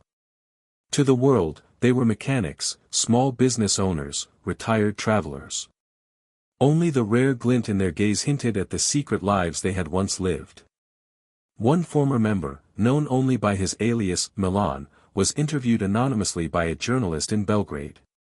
His voice was calm, weathered, and full of paradox. "We never wanted to hurt anyone," he said. "We didn't steal from people, we stole from corporations that made beauty into greed. Diamonds are not food, not medicine, not life, they are symbols. And we stole the symbol, not the thing." His words captured what many outsiders failed to understand: the Pink Panthers did not see themselves as common criminals. They saw themselves as restorers of balance in an unequal world, poets in a trade that demanded perfection. The journalist asked if he regretted anything. Milan laughed softly. "Regret is for those who forget why they began. I only regret that the silence is gone. Back then, we worked in the quiet. Now everything makes noise. Cameras, phones, people. You can't vanish anymore. That's the real loss." That sense of loss echoed through the remnants of the network. For years, the Panthers had thrived because the world had cracks, places where power didn't reach, where one could disappear. As those cracks sealed, so did the dream. The younger generation of thieves who idolized them tried to replicate their methods, but their work lacked the same grace. Their heists were flashy, violent, and driven by ego. The Panthers had always avoided bloodshed, priding themselves on elegance and precision. To them, violence was chaos, and chaos was imperfection. Interpol's files grew heavier, but their relevance faded. By the mid-2020s, the agency quietly acknowledged that the original network no longer existed in any coherent form. Some members had died, others were in prison, and the rest were ghosts, living quiet lives, their names erased through layers of aliases and false documents. Yet, even as the organization dissolved, the legend remained untouchable. New crimes with similar signatures emerged across the world: diamond thefts in Tokyo, Dubai, and Geneva. The press rushed to label each one the work of the Pink Panthers, even when it was unlikely. The name had become shorthand for perfection in crime. One of the most haunting parts of their legacy was how much of their story remained unsolved. Investigators could trace the aftermath of the heists: the broken glass, the missing jewels, the car engines roaring into the distance, but never the true faces behind them. Many of the stolen diamonds were still unaccounted for. Some had been recut to erase their origins, others were believed to be hidden in private collections, or in safes that had never been opened again. For every diamond, there was a story, and for every story, a silence. Over time, filmmakers and writers turned their fascination into art. Documentaries emerged, often narrated in the same hushed tone as bedtime tales. The Pink Panthers, one film began, were not villains, they were the reflection of our obsession with beauty. The documentary showed slowed-down security footage, the shimmer of broken display glass glinting under spotlights, and the faint shadow of a man vanishing beyond the frame. Viewers felt both awe and melancholy, a strange empathy for the thieves who had risked everything for a few moments of impossible brilliance. In one memorable scene, an ex-detective from Interpol spoke while gazing at a wall filled with unsolved case photos. "We never caught them all," he said softly. "And sometimes, I think we weren't meant to. They weren't just thieves, they were an idea. You can't arrest an idea. Indeed, the Panthers had transcended their crimes. They had become a myth of control, courage and rebellion, living proof that even in an age of surveillance, mystery could still exist. People romanticized them not because of what they stole, but because of how they did it, with elegance, silence, and respect for the craft. Their heists were not loud acts of greed, but performances that mocked a world obsessed with wealth and appearance. In the quiet corners of Europe, old cafes in Belgrade, narrow alleys in Podgorica, stories still circulate. An older man sipping coffee might be introduced as someone who once knew a panther. The conversations are never direct, always wrapped in metaphor and half-truths. It's a folklore of modern times, told not around campfires, but over cigarette smoke and soft laughter. Those who lived through it guard their memories like diamonds, precious, hidden, untouchable. And perhaps that's the truest essence of their story, the paradox of beauty and disappearance. The Pink Panthers taught the world that perfection isn't something that lasts, it's something that flashes briefly, breathtakingly, before fading into silence. Like a diamond catching the last light of day, their brilliance existed only in motion. Once still, it was gone. Today, their name lingers not in police files or prison records, but in imagination. They became bedtime ghosts of the criminal world, mysterious figures who slipped into vaults as easily as they slipped into legend. And somewhere, perhaps, a diamond still rests in a drawer or on a stranger's hand, its light carrying the unspoken memory of the night it was stolen by the world's most silent thieves. Because in the end, the Pink Panthers didn't just steal jewels, they stole time itself. They froze it in moments of perfect calm, where every sound ceased and every breath held meaning. And in that stillness, they left behind something eternal. Not wealth, not power, but wonder. The sun was setting on the era of the Pink Panthers, yet the legend refused to fade. Even as the world around them became unrecognizable, more digital, more watched, more connected, the whispers of their exploits still drifted through the cracks of high society and the underworld alike. To understand their twilight years is to understand the delicate tension between myth and mortality, between the glow of legacy and the shadow of consequence. By now, most of the original members were either gone, imprisoned, or living quietly beneath new names. Yet the allure of their story persisted, drawing in journalists, detectives, filmmakers, and dreamers who couldn't resist the magnetic pull of their mystique. The fascination wasn't only in what they had done, but how they had done it, with style, precision, and silence. They had turned crime into performance, rebellion into art. Their robberies were no longer just cases in dusty police archives, they were legends told over wine in Monaco, over espresso in Belgrade, or whispered in Tokyo's backstreets where luxury boutiques still displayed jewels behind fortified glass. Somewhere in those stories, truth blurred into fantasy. Were they still out there, watching? Had they retired in wealth and secrecy? Or had they been absorbed into something new, something quieter and even more invisible? For law enforcement, the chase had become an obsession that outlived its purpose. Interpol analysts who had spent decades chasing them began retiring, their successors inheriting only fragments of reports and rumors. The once vibrant Project Pink task force slowly disbanded, its budget redirected to newer threats, cybercrime, trafficking, terrorism. The unsolved files were stored away, marked inactive, though every few years they would re-emerge when a new jewel heist bore the familiar signature of elegance and speed. The old detectives would smile knowingly. It feels like them, they'd say, though they knew the truth was probably otherwise. And yet, perhaps that was the Panthers' final and most perfect trick, they became unkillable by becoming unknowable. Each generation of police, journalists, and admirers added its own brushstroke to the myth, layering fiction over fact until the truth was hidden beneath a glittering haze. Some stories claimed the network had reassembled in Dubai under a new code name. Others swore that two of the original members ran legitimate diamond businesses in Antwerp, their stolen stones long laundered into the market. There were even rumors of a secret vault buried somewhere in the Balkans, holding treasures that no one dared to touch. But for those few who had lived it, the men and women who once moved like shadows through the world's most guarded places, the later years were marked by reflection. Time had softened their edges. They had witnessed how the world shifted from the thrill of physical theft to the cold abstraction of digital crime. A hacker can steal millions without leaving his chair, one former Panther was quoted saying. Where's the art in that? Where's the heartbeat?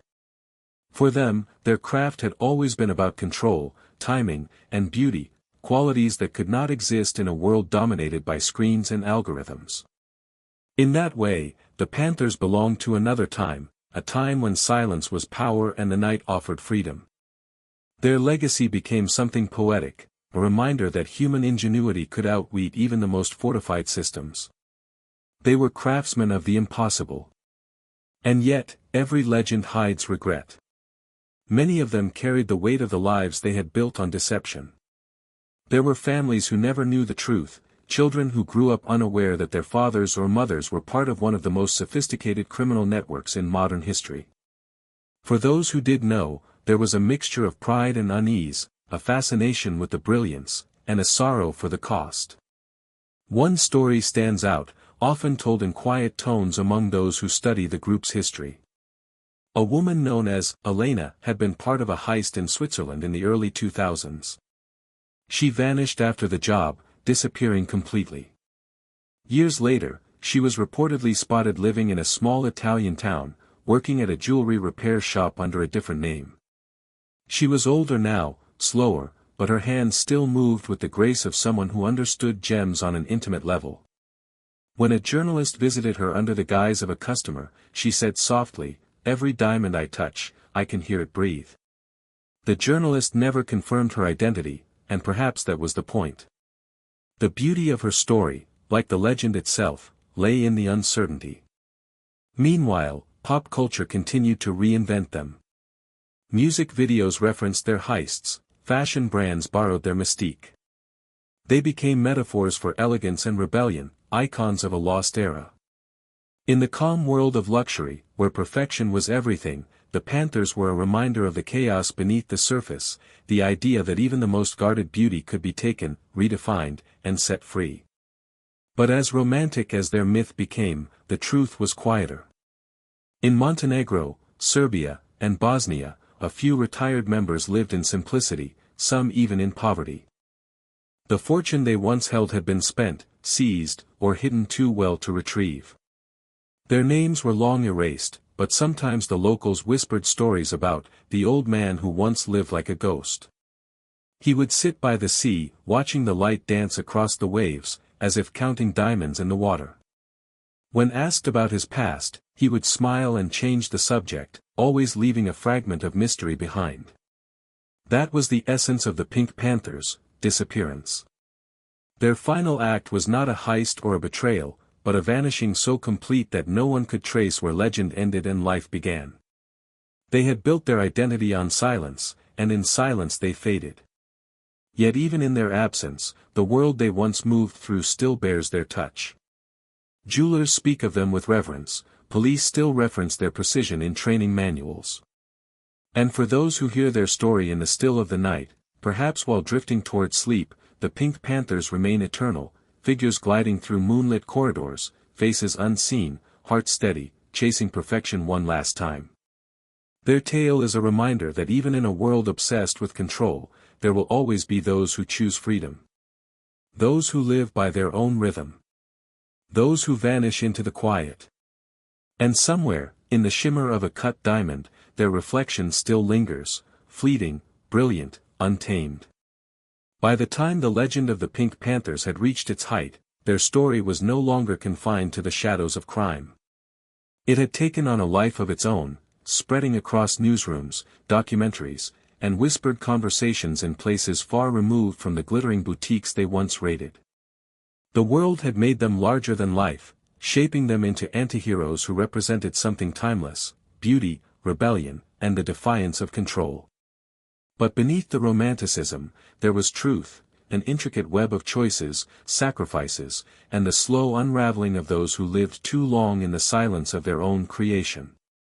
In the early 2010s, as law enforcement continued to dismantle what was left of their network, a different kind of pursuit began, the search for meaning. Journalists, criminologists, and storytellers wanted to understand why. What had driven a network of disciplined, intelligent men and women from the war-torn Balkans to become the most elegant thieves in modern history? How had their sense of identity, fractured by conflict and exile, transformed into a collective of precision and control? For some, the answer lay in trauma. The collapse of Yugoslavia had created a generation that knew instability better than peace. They had grown up watching power shift, borders dissolve, and wealth concentrated in the hands of the corrupt. The Pink Panthers, in a strange way, were products of that world. They had learned early that systems could fail, and that survival required adaptation, intelligence, and loyalty, not to nations, but to one another. Their crimes, then, became more than greed, they were acts of reclamation. Each jewel stolen from the world's elite was a quiet inversion of power, a way for those born in chaos to control their own destiny, even if only for a moment. But beyond ideology, there was also artistry. Those who studied the Panthers found a peculiar common thread, their obsession with beauty. They didn't just steal diamonds, they studied them, memorized their shapes, cuts, and flaws. For them, every heist was a performance, every detail rehearsed with meticulous precision. One former investigator once said, they treated theft like choreography. Every movement had rhythm. Every second had purpose. This was the part of their legend that enchanted the public, the idea that crime could be graceful, that danger could coexist with serenity. Still, beauty has a cost. For all their brilliance, the Panthers were haunted by their own myth. The world's fascination made their lives harder. Their faces circulated in documentaries, even dramatizations, and the more the legend grew, the more impossible it became for them to disappear. A few tried to capitalize on the fame, selling stories to writers or cooperating with filmmakers, but most withdrew, wary of betrayal. For a group built on secrecy, fame was poison. In one interview conducted in the late 2010s, an anonymous member, known by the pseudonym Arson, spoke with surprising melancholy. "You can't live forever in silence," he said. "At first, it feels like peace. Then it becomes loneliness. You lose your face, your name, your reflection. You exist only in stories told by others." His words revealed a profound truth. The Pink Panthers had become prisoners of their own legend. They could vanish from cities, escape through borders, and outsmart the law, but they could never escape the story that had been built around them.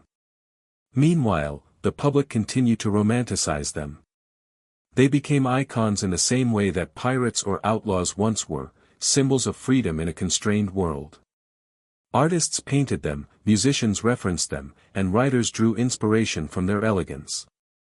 The name, Pink Panthers, itself, borrowed from a comedy film, added an element of irony, as though destiny itself had given their story a cinematic glow.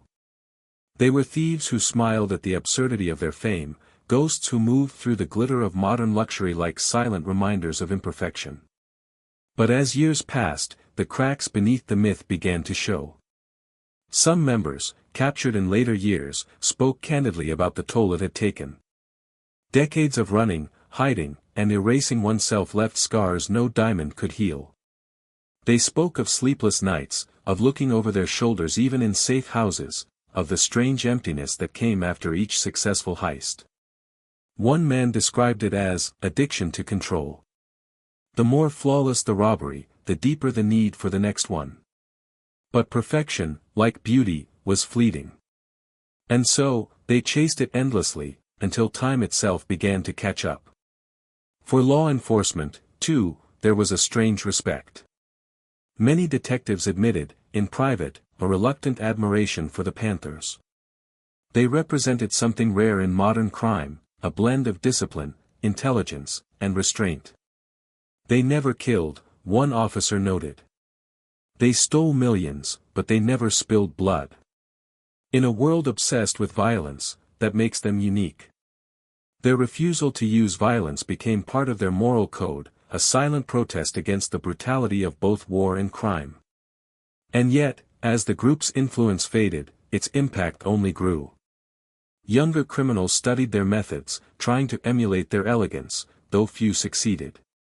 Technology had changed too much, the age of silent heists had given way to digital theft, impersonal and detached.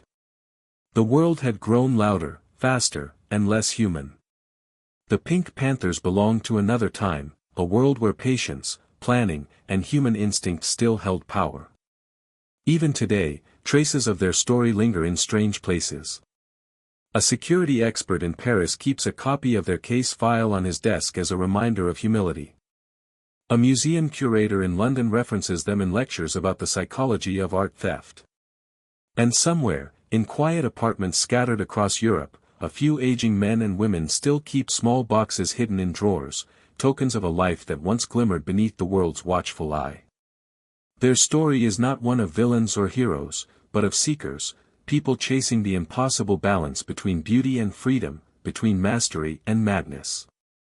In the calm rhythm of their heists, there was a meditation on perfection itself, to move through a world of wealth and vanity, untouched, unseen, yet unforgettable. And perhaps that is why their story endures. Because beneath the diamonds and headlines lies something profoundly human, the longing to be remembered, not for what was taken, but for what was done beautifully. The Pink Panthers proved that even in the darkest corners of the world, art could exist. It could glitter in silence, shimmer in rebellion, and vanish into myth before the morning light. By the mid-2010s, the legend of the Pink Panthers had begun to fade into the background noise of modern crime, replaced by new syndicates, cyber heists, and a digital age where wealth was stolen not from velvet-lined vaults but from encrypted networks. Yet, even as the world moved on, the ghosts of the Panthers continued to shimmer in memory, elusive, poetic, and quietly undefeated. But what had truly become of them? That question lingered like perfume in an empty gallery, its answer scattered across continents and time.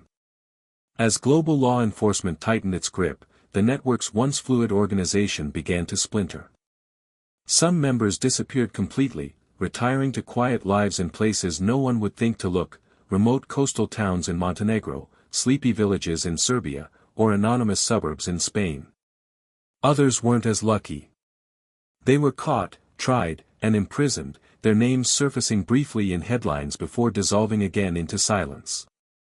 Yet even then, authorities admitted that what they had dismantled was only fragments of something far larger, a collective without a single head, bound by loyalty, trust, and silence rather than hierarchy. Interpol's files on the Pink Panthers grew thick with unanswered questions.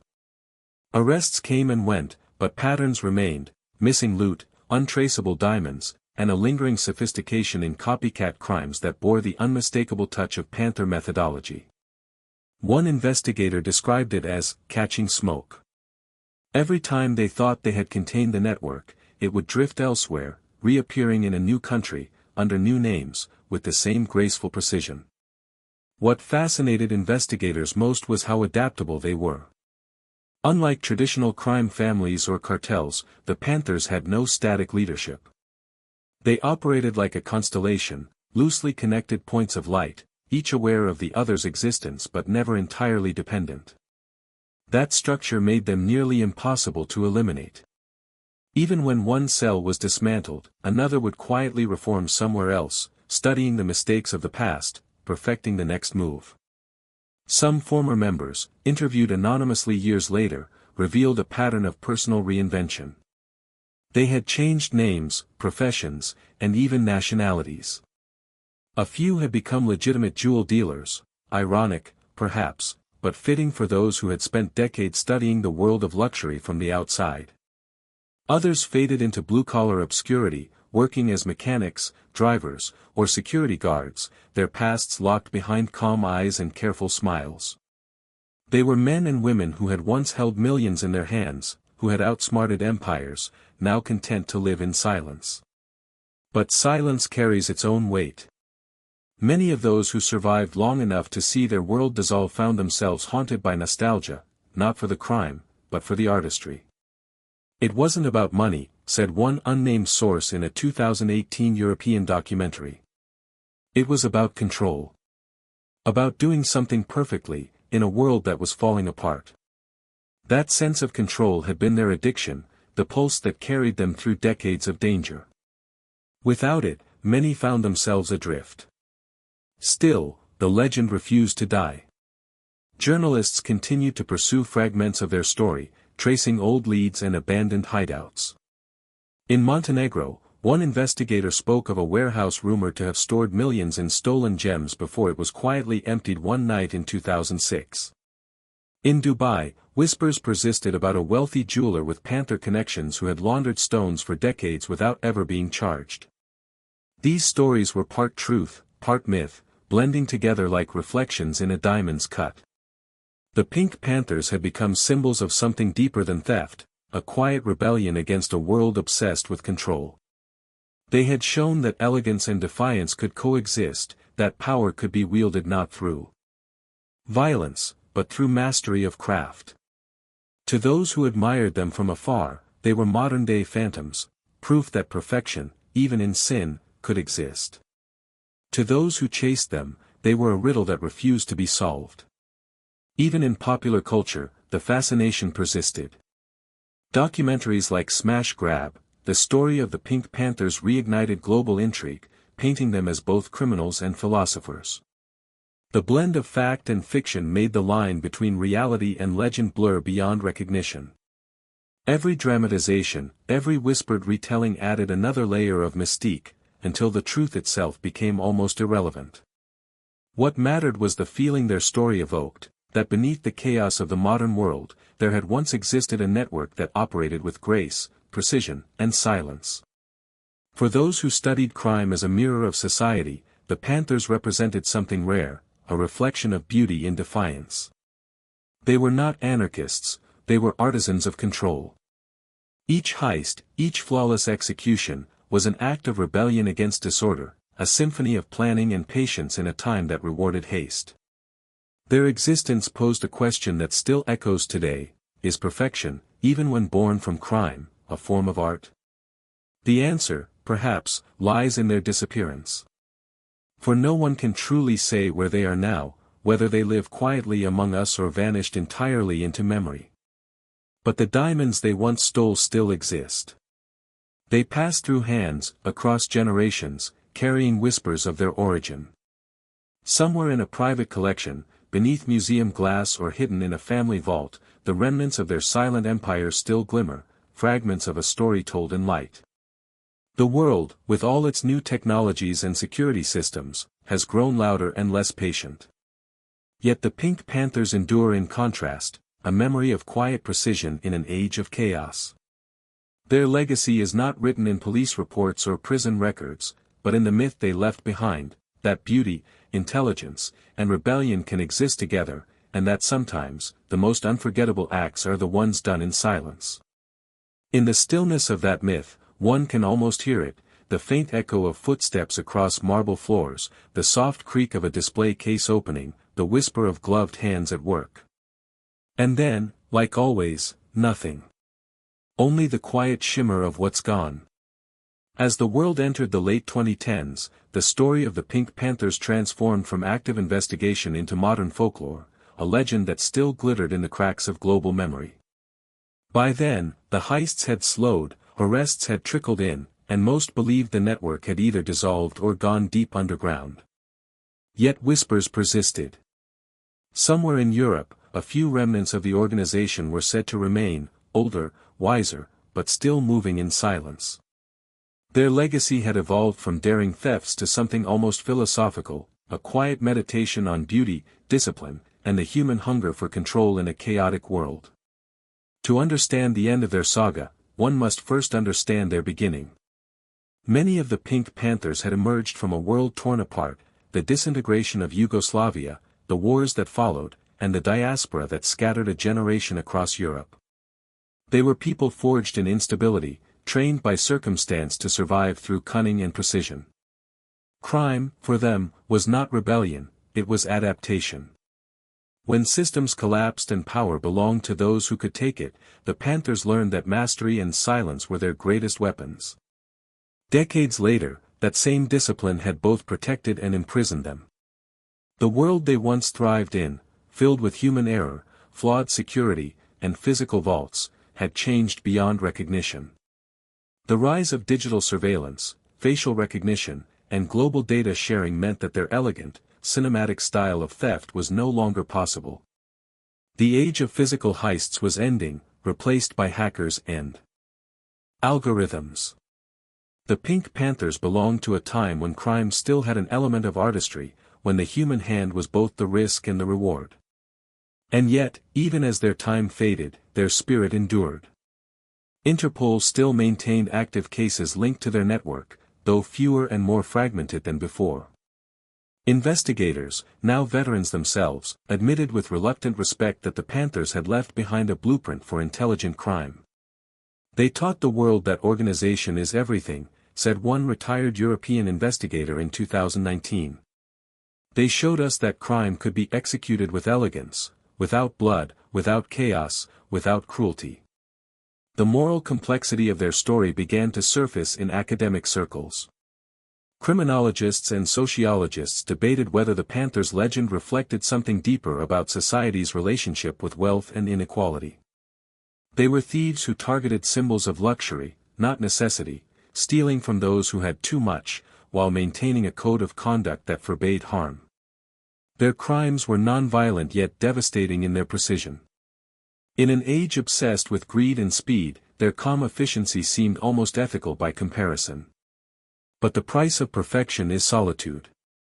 As time passed, former members who had avoided capture began to grow old in obscurity. They lived quiet lives, some in coastal Europe, others in the Middle East, where they blended seamlessly with their surroundings. A few reportedly used their old skills to work as private security consultants or jewel appraisers, ironically protecting the very treasures they once stole. Others simply disappeared, choosing anonymity over nostalgia. For them, the silence that had once protected them became a kind of exile. Still, the myth would not rest. The media continued to revisit their story, not just to recount their crimes, but to explore the psychology behind their mastery. One documentary in 2020 described them as artists in a world of amateurs, individuals who had elevated theft into an art form. They didn't just plan robberies, they composed them, choreographed every step like a silent ballet. The way they studied architecture, memorized floor layouts, and anticipated human behavior revealed minds that could have thrived in engineering, espionage, or design, had life not taken them elsewhere. There was also an undeniable melancholy that accompanied their legend. Those who once chased perfection found themselves chasing ghosts. A few interviews from anonymous sources hinted at regret, not for the crimes, but for the loss of what had once bound them together. "We were a family," one said softly in a recorded statement. "We trusted no one, but among ourselves, we were safe." You can't live that way forever. That longing, for unity, for purpose, echoed through their legacy like the faint hum of a melody long forgotten. For the public, the Pink Panthers became something else entirely, a bedtime story for the modern world. Their tale soothed as much as it thrilled, a reminder that intelligence could outshine brutality, that beauty could exist even in defiance. People listened to their story before sleep, imagining glittering vaults, quiet streets, and the sound of footsteps fading into the night. The very calmness of their operations translated into something strangely peaceful, almost meditative. In a noisy world, their silence became their poetry. Meanwhile, law enforcement agencies began using the Pink Panther model as a teaching tool. At Europol conferences, analysts discussed the network as a case study in decentralized organization, how a group with no leader could remain effective for over 2 decades. Their lessons reshaped modern approaches to both crime prevention and security design. It was an irony that the very system that had sought to destroy them now learned from them. And still, despite the analysis, the documentaries, and the books, there remained a mystery that no one could solve: how many of them were still out there. Rumors persisted of small heists in Eastern Europe and the Middle East that bore the Panther signature, quiet, precise, and elegant. Some experts claimed these were imitators, others whispered that a handful of the originals were still active, perhaps training a younger generation. The truth, as always, was hidden in the silence. Ultimately, the story of the Pink Panthers became something greater than crime. It became a reflection of time itself, how beauty fades, how order gives way to chaos, and how perfection can only exist briefly before dissolving into memory. They were artists of transience, crafting moments that could never be repeated. And like all great art, their work was meant to disappear, leaving behind only fascination and wonder. As night falls and cities quiet, their story feels almost like a dream, one of elegance, danger, and unspoken codes. The diamonds they stole still glitter somewhere, hidden from light, carrying with them the essence of their makers. And though the world may never know their true names or faces, their legend endures, not in the pages of crime reports, but in the imagination of those who still believe in the beauty of the impossible. Because sometimes, the most powerful legacy is not what we take, but what we leave behind, a whisper in the dark, a glimmer that refuses to fade, and a memory of silence that once stole the world. As the years drifted deeper into the 2020s, the Pink Panthers seemed to dissolve completely into the mist of history. Their name still shimmered faintly in the archives of Interpol and Europol, but in the real world, their movements had ceased, or so it appeared. Yet the mystery of their legacy refused to rest. People still whispered that a few of them were alive, hidden in plain sight, their faces weathered by time but their eyes still glinting with the same cold precision that had once outsmarted the world. To some, they were ghosts, to others, they were legends who had transcended crime to become symbols of something far more profound, freedom, beauty, and silence in an age of noise. What followed was a quiet rediscovery. Journalists, writers, and documentarians began searching for traces of the Pink Panthers not through police files, but through stories told by locals, unconfirmed sightings, and mysterious art pieces appearing in private collections. A photograph found in a small cafe in Montenegro showed an older man with a scar on his cheek, sitting beside a marina, his hands folded over a book titled Time and Silence. Some believed it to be a former panther. Others dismissed it as myth-making. But the image captured something essential, the idea that the men and women behind the world's most elegant heists had not vanished, they had simply chosen to fade. It was during this time that the Panthers' philosophy began to crystallize in public consciousness. What had started as organized crime slowly transformed into a school of thought, an unspoken code admired by those who saw beauty in precision and restraint. The Pink Panthers had embodied an ancient paradox, to take everything yet leave no trace, to command chaos through silence. Their work had not been about destruction or greed but about mastery, about proving that perfection could exist, even in defiance of law. One essay published in 2021 by a French criminologist titled The Aesthetics of the Perfect Crime explored their heists as expressions of art. The author described the Pink Panthers' operations as acts of invisible architecture, designed with the same meticulousness as the works of Michelangelo or Da Vinci. They moved through the world like artisans, the essay read, their canvas was the vault, their brush was the plan, and their paint was time itself. The idea caught on. Within a year, lectures were being held at European universities discussing the philosophical nature of control, anonymity, and artistry in crime, all inspired by the Panthers' methods. But while the academic world dissected their legend, the real Panthers were nowhere to be found. In 2022, an investigative journalist from Vienna claimed to have tracked one of the original members to a quiet coastal town in Greece. He described him as an older man living modestly under an assumed name, who owned a small jewelry repair shop. When asked if he was one of them, the man simply smiled and said, "Maybe once." But the world changes, and silence is the only thing that lasts. The journalist later wrote that his shop displayed no diamonds, only watches, each one ticking softly, synchronized, as though the man was still orchestrating time itself. Others believed that fragments of the network still operated, not for profit, but for principle. In 2023, a strange case emerged in Dubai, a jewelry shipment worth several $1 million vanished from a high-security transport van, but within days, it was returned untouched.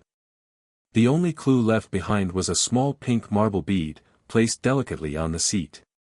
Police never confirmed the story, but it spread quickly online, fueling speculation that the Panthers were not gone, only transformed, perhaps testing the world, reminding it that elegance still existed even in rebellion.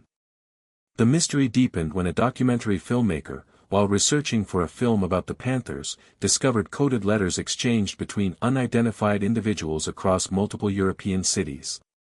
The letters contained no names, only coordinates, short poetic lines, and references to paintings and stars. When decoded, they appeared to map out places where major Panther heists had occurred decades earlier, as if someone were tracing their past, marking memories rather than crimes. The filmmaker concluded that the letters were not messages of coordination but of nostalgia, old comrades sending invisible farewells to one another. By now, the world had shifted in ways that made their existence almost romantic.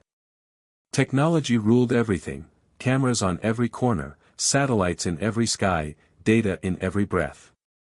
In such a world, the Pink Panthers represented something human, something vanishingly rare, the ability to live unseen, to move without leaving a digital shadow. Their silence became a kind of protest, an echo of a time when life was still lived by instinct and discipline, not algorithms and screens. Some even suggested that their story had become a form of resistance art. Artists began creating exhibitions titled Echoes of the Panthers, blending themes of theft, beauty, and anonymity. One installation in Berlin featured glass cases filled with nothing but reflections, mirrors where visitors saw their own faces looking back, symbolizing that the line between observer and thief, law and legend, had always been blurred. For those who once hunted them, the Panthers became a lesson in humility. A retired Interpol officer, interviewed in 2024, admitted, "We never really caught them. We caught shadows, fragments, names without faces. The rest disappeared because they were never truly here." His words carried a strange admiration, not for their crimes, but for their discipline, their refusal to lose humanity even in defiance. And so, the world's most beautiful criminals became timeless. Their story no longer belonged to law enforcement or journalists, it belonged to myth, to the quiet hum of imagination. Like old legends of samurai or ronin, they became archetypes, masters of silence, loyal to precision, bound by an unspoken code of honor in a dishonorable world. When the night deepens and the city lights fade, their presence still feels near, in the rhythmic ticking of watches, in the quiet reflection of jewels under glass, in the hush of midnight streets where elegance and danger once danced. The Pink Panthers may have vanished, but their legacy endures, not as a memory of crime, but as a meditation on beauty, impermanence, and the fragile perfection of the human spirit.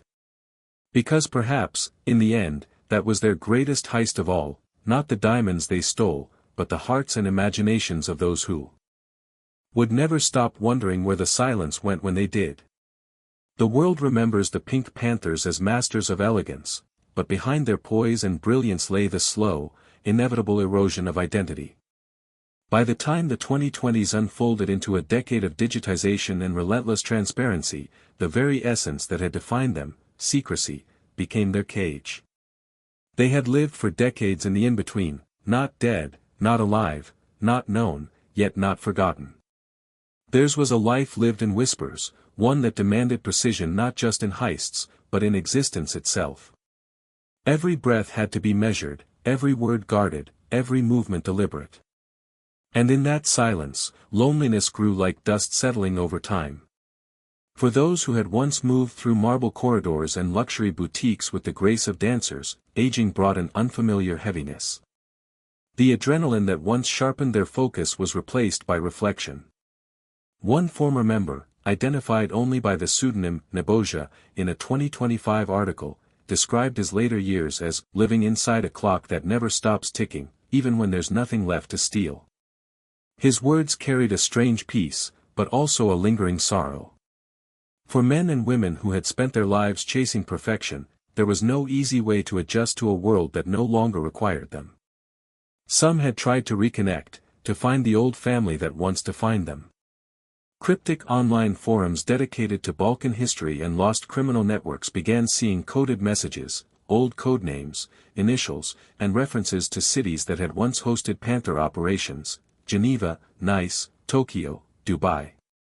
Whether these were authentic or not, no one could say. But the idea of them, scattered yet somehow still reaching out, evoked an image both haunting and beautiful, a constellation of aging ghosts flickering one last time before the light faded. The few who did speak publicly often did so with careful restraint. A documentary filmmaker who interviewed a woman believed to have been part of the network described her as serene, articulate, and detached. "We never saw it as stealing," she said softly. "We were taking back time. Time was the only thing they could never buy, the rich, the powerful. And for a few hours, while the world slept, we owned it." Her voice, calm and deliberate, carried the tone of someone who had made peace with her choices. She did not ask for forgiveness, nor did she offer apology. Her story wasn't about redemption, it was about understanding what perfection costs. Many of the original members had come from war, from a generation taught that control was a matter of survival. Their discipline, their precision, their refusal to use violence, all of it stemmed from that same desire to restore order to a chaotic world. But order, once achieved, can become obsession. The Pink Panthers were not only thieves of jewels, they were thieves of stillness, searching for a kind of balance the world rarely offers. Their crimes were calm, deliberate, and strangely meditative. Yet, as the decades passed, that meditative silence turned into isolation. In quiet moments, some of them reportedly confessed to feeling trapped by the very perfection that had defined them.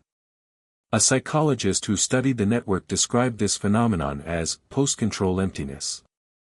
Once you've mastered the impossible, where do you go? Once you've executed perfection, what remains to strive for? Many Panthers found themselves unable to adjust to ordinary life. The simplicity of daily routines, grocery stores, bills, conversations, felt unreal after decades of planning the unthinkable. They had lived in a world of timing, precision, and secrecy, and anything less felt like falling. Yet despite the melancholy, there was also dignity in their retreat.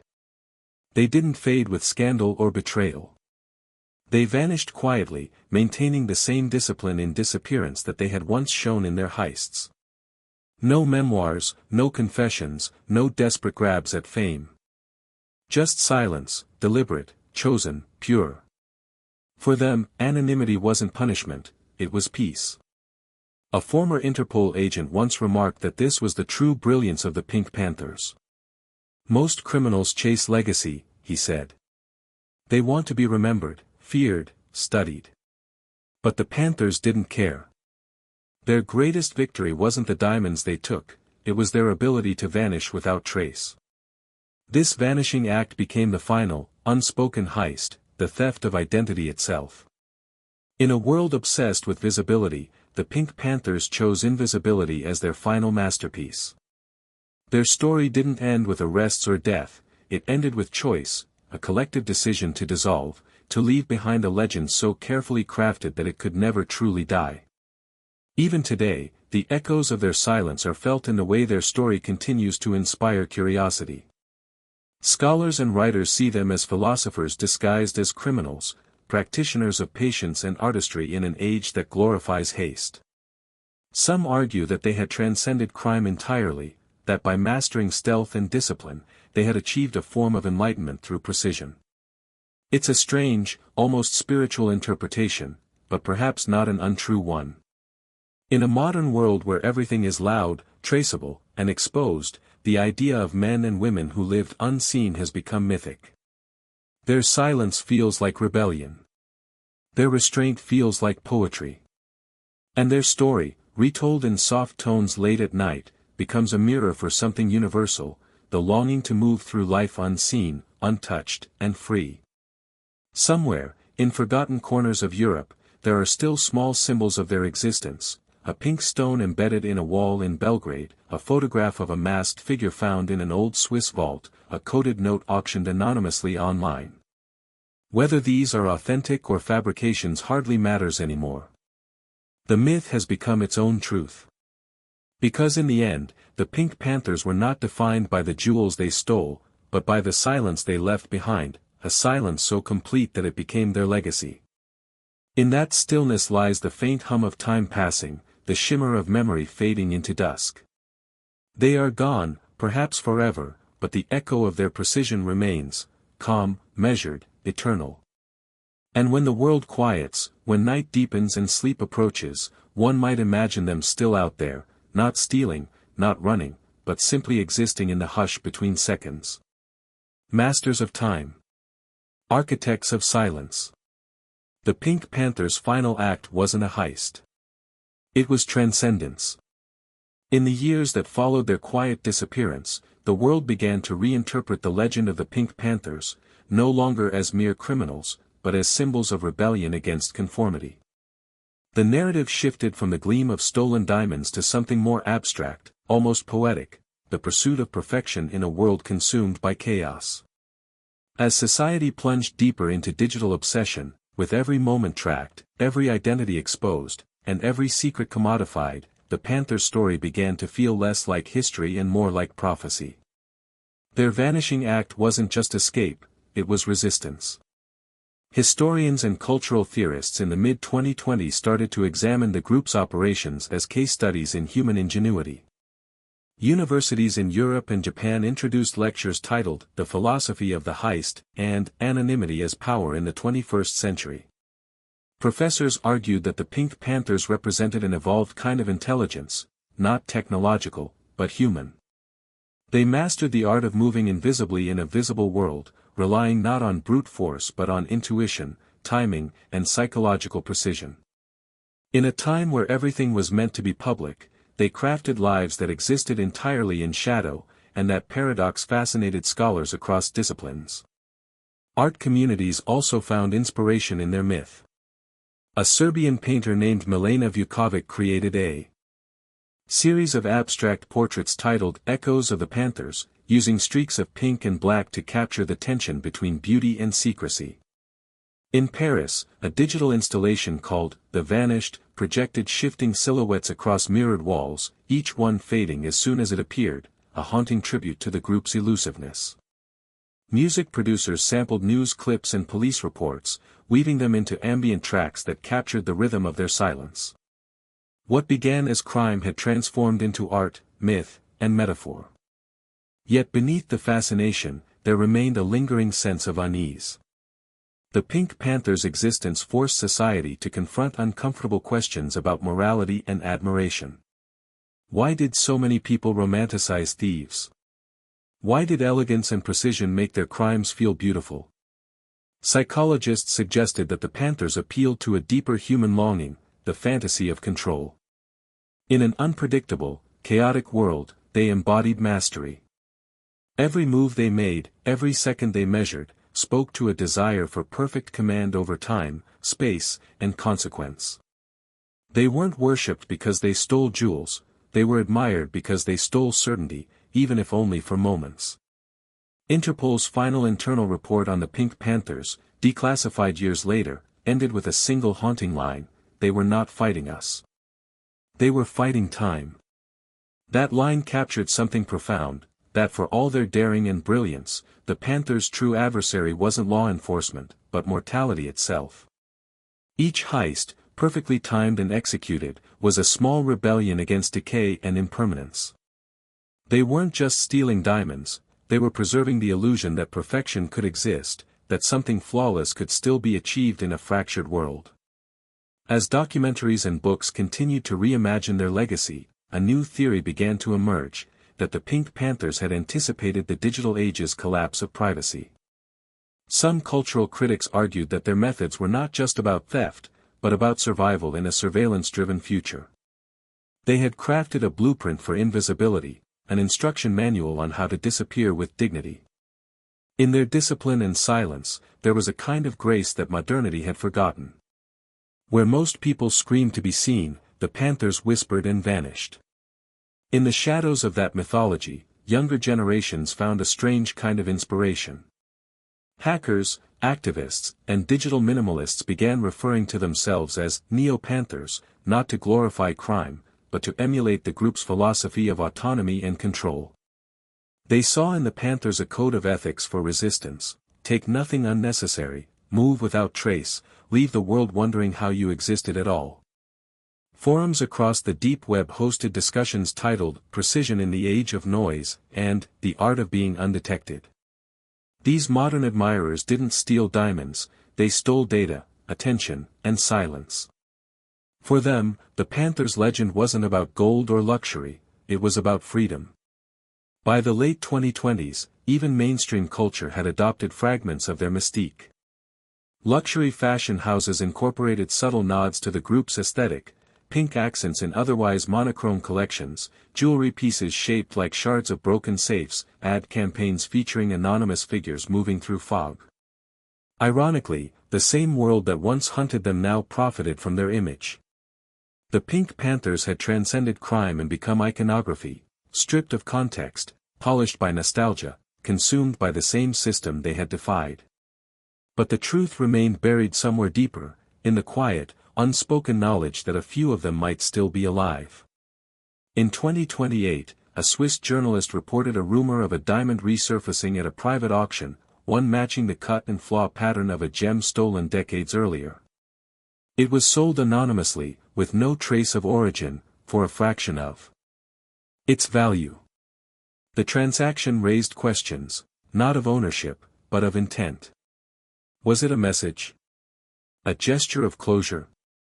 Or perhaps, the final move in a game that had never truly ended?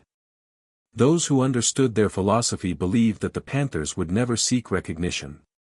To be remembered would mean to be seen, and visibility was their only true enemy. Their silence, even in old age, was their masterpiece.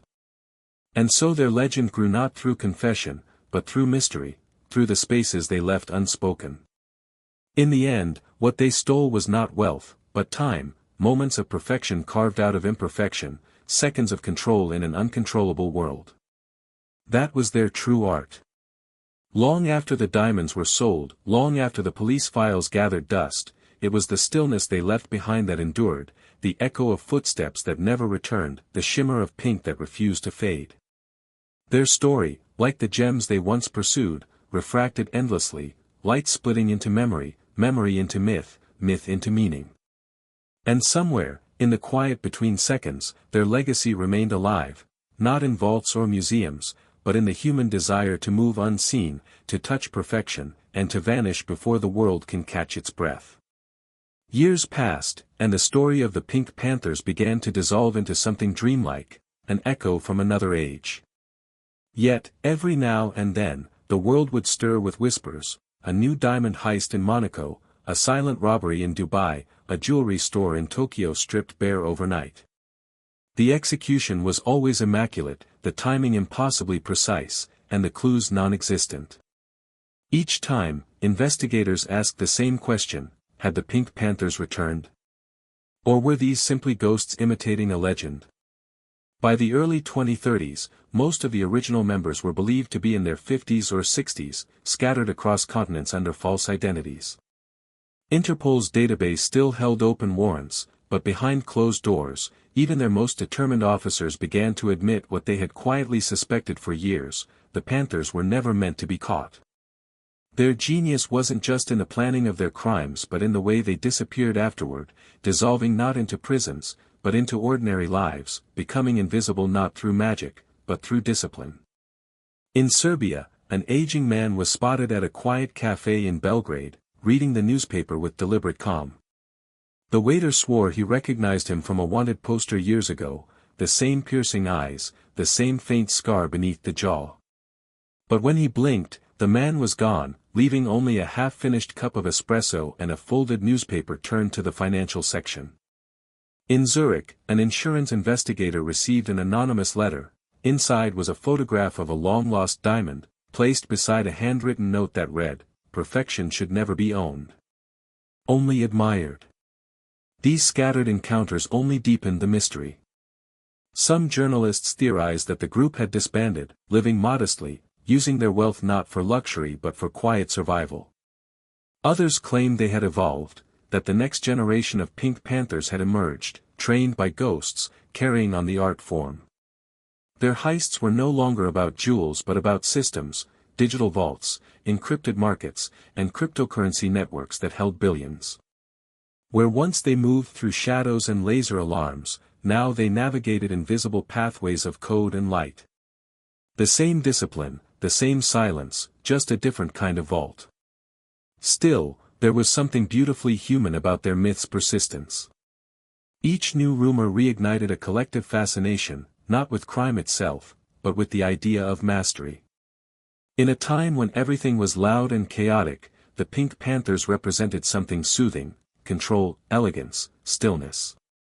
Their legend became a lullaby for those weary of noise, a reminder that perfection once existed, fleetingly, in the hands of those who never sought fame. In London, a retired detective named Alan Jacobs, once part of Interpol's Pink Panther task force, spent his twilight years revisiting old case files. He often described their story not with bitterness, but admiration. They never hurt anyone, he would tell reporters. They stole from the untouchable, the powerful, and they did it with grace. You couldn't help but respect that. His eyes would soften as he looked at the faded photographs of shattered jewelry cases and masked figures mid-motion, caught on grainy CCTV. They were dancers, he would whisper. Just, criminal ones. Over time, their legend blurred the line between morality and art. Were they thieves or philosophers? Criminals or craftsmen? The answer, perhaps, didn't matter. What endured was the feeling they left behind, that strange mix of awe and tranquility, the same quiet tension that makes one admire a perfect snowflake even as it melts in the hand. For in the end, every heist they pulled off was like a work of art, intricate, brief, and impossible to recreate. By the mid-2030s, documentaries, podcasts, and novels had turned the Pink Panthers into modern folklore. They were spoken of with the same reverence once reserved for mythic outlaws: Robin Hood, Arsène Lupin, the samurai who fought for honor rather than power. They became timeless figures representing rebellion with elegance, crime without cruelty, ambition without arrogance. And while the world debated their ethics, one truth remained: no one had ever done it like them. In a dimly lit museum in Geneva, a private exhibition opened under the title, "The Silence of Perfection." Inside, under glass, sat replicas of the most famous gems the Pink Panthers had stolen: the Comtesse Diamond, the Blue Oriental, the Tokyo Sapphire. Alongside them played soft audio recordings of security footage from the real heists: muffled footsteps, faint alarm chimes, the hum of still air before the break. Visitors often described the experience as oddly calming, almost meditative. Some even said it felt like standing inside a moment that time had forgotten to finish. And maybe that was the point. The Pink Panthers, whether alive or gone, had achieved something far beyond wealth. They had stolen stillness in a restless world. They had carved moments so precise and fleeting that even decades later, those who studied them could feel the pulse of their artistry. Their story had become a mirror for anyone who ever longed for mastery, the dream of creating something flawless, of touching perfection, even if only for seconds. In the quiet of the museum, one could almost imagine them still moving, unseen, unheard, through the corridors of time. Maybe one of them had walked these halls before the exhibit opened, smiling faintly at the irony of being turned into legend. Maybe, in some secluded place, an old thief polished a gem not for its worth, but for the memory it held. Or maybe they were gone entirely, leaving behind only the echo of a philosophy that outlived them, that beauty, like time, belongs to no one. The Pink Panthers had disappeared once more, not into hiding, but into eternity. Their silence was no longer a tactic. It was their legacy. The story of the Pink Panthers ends in silence. No capture. No confession.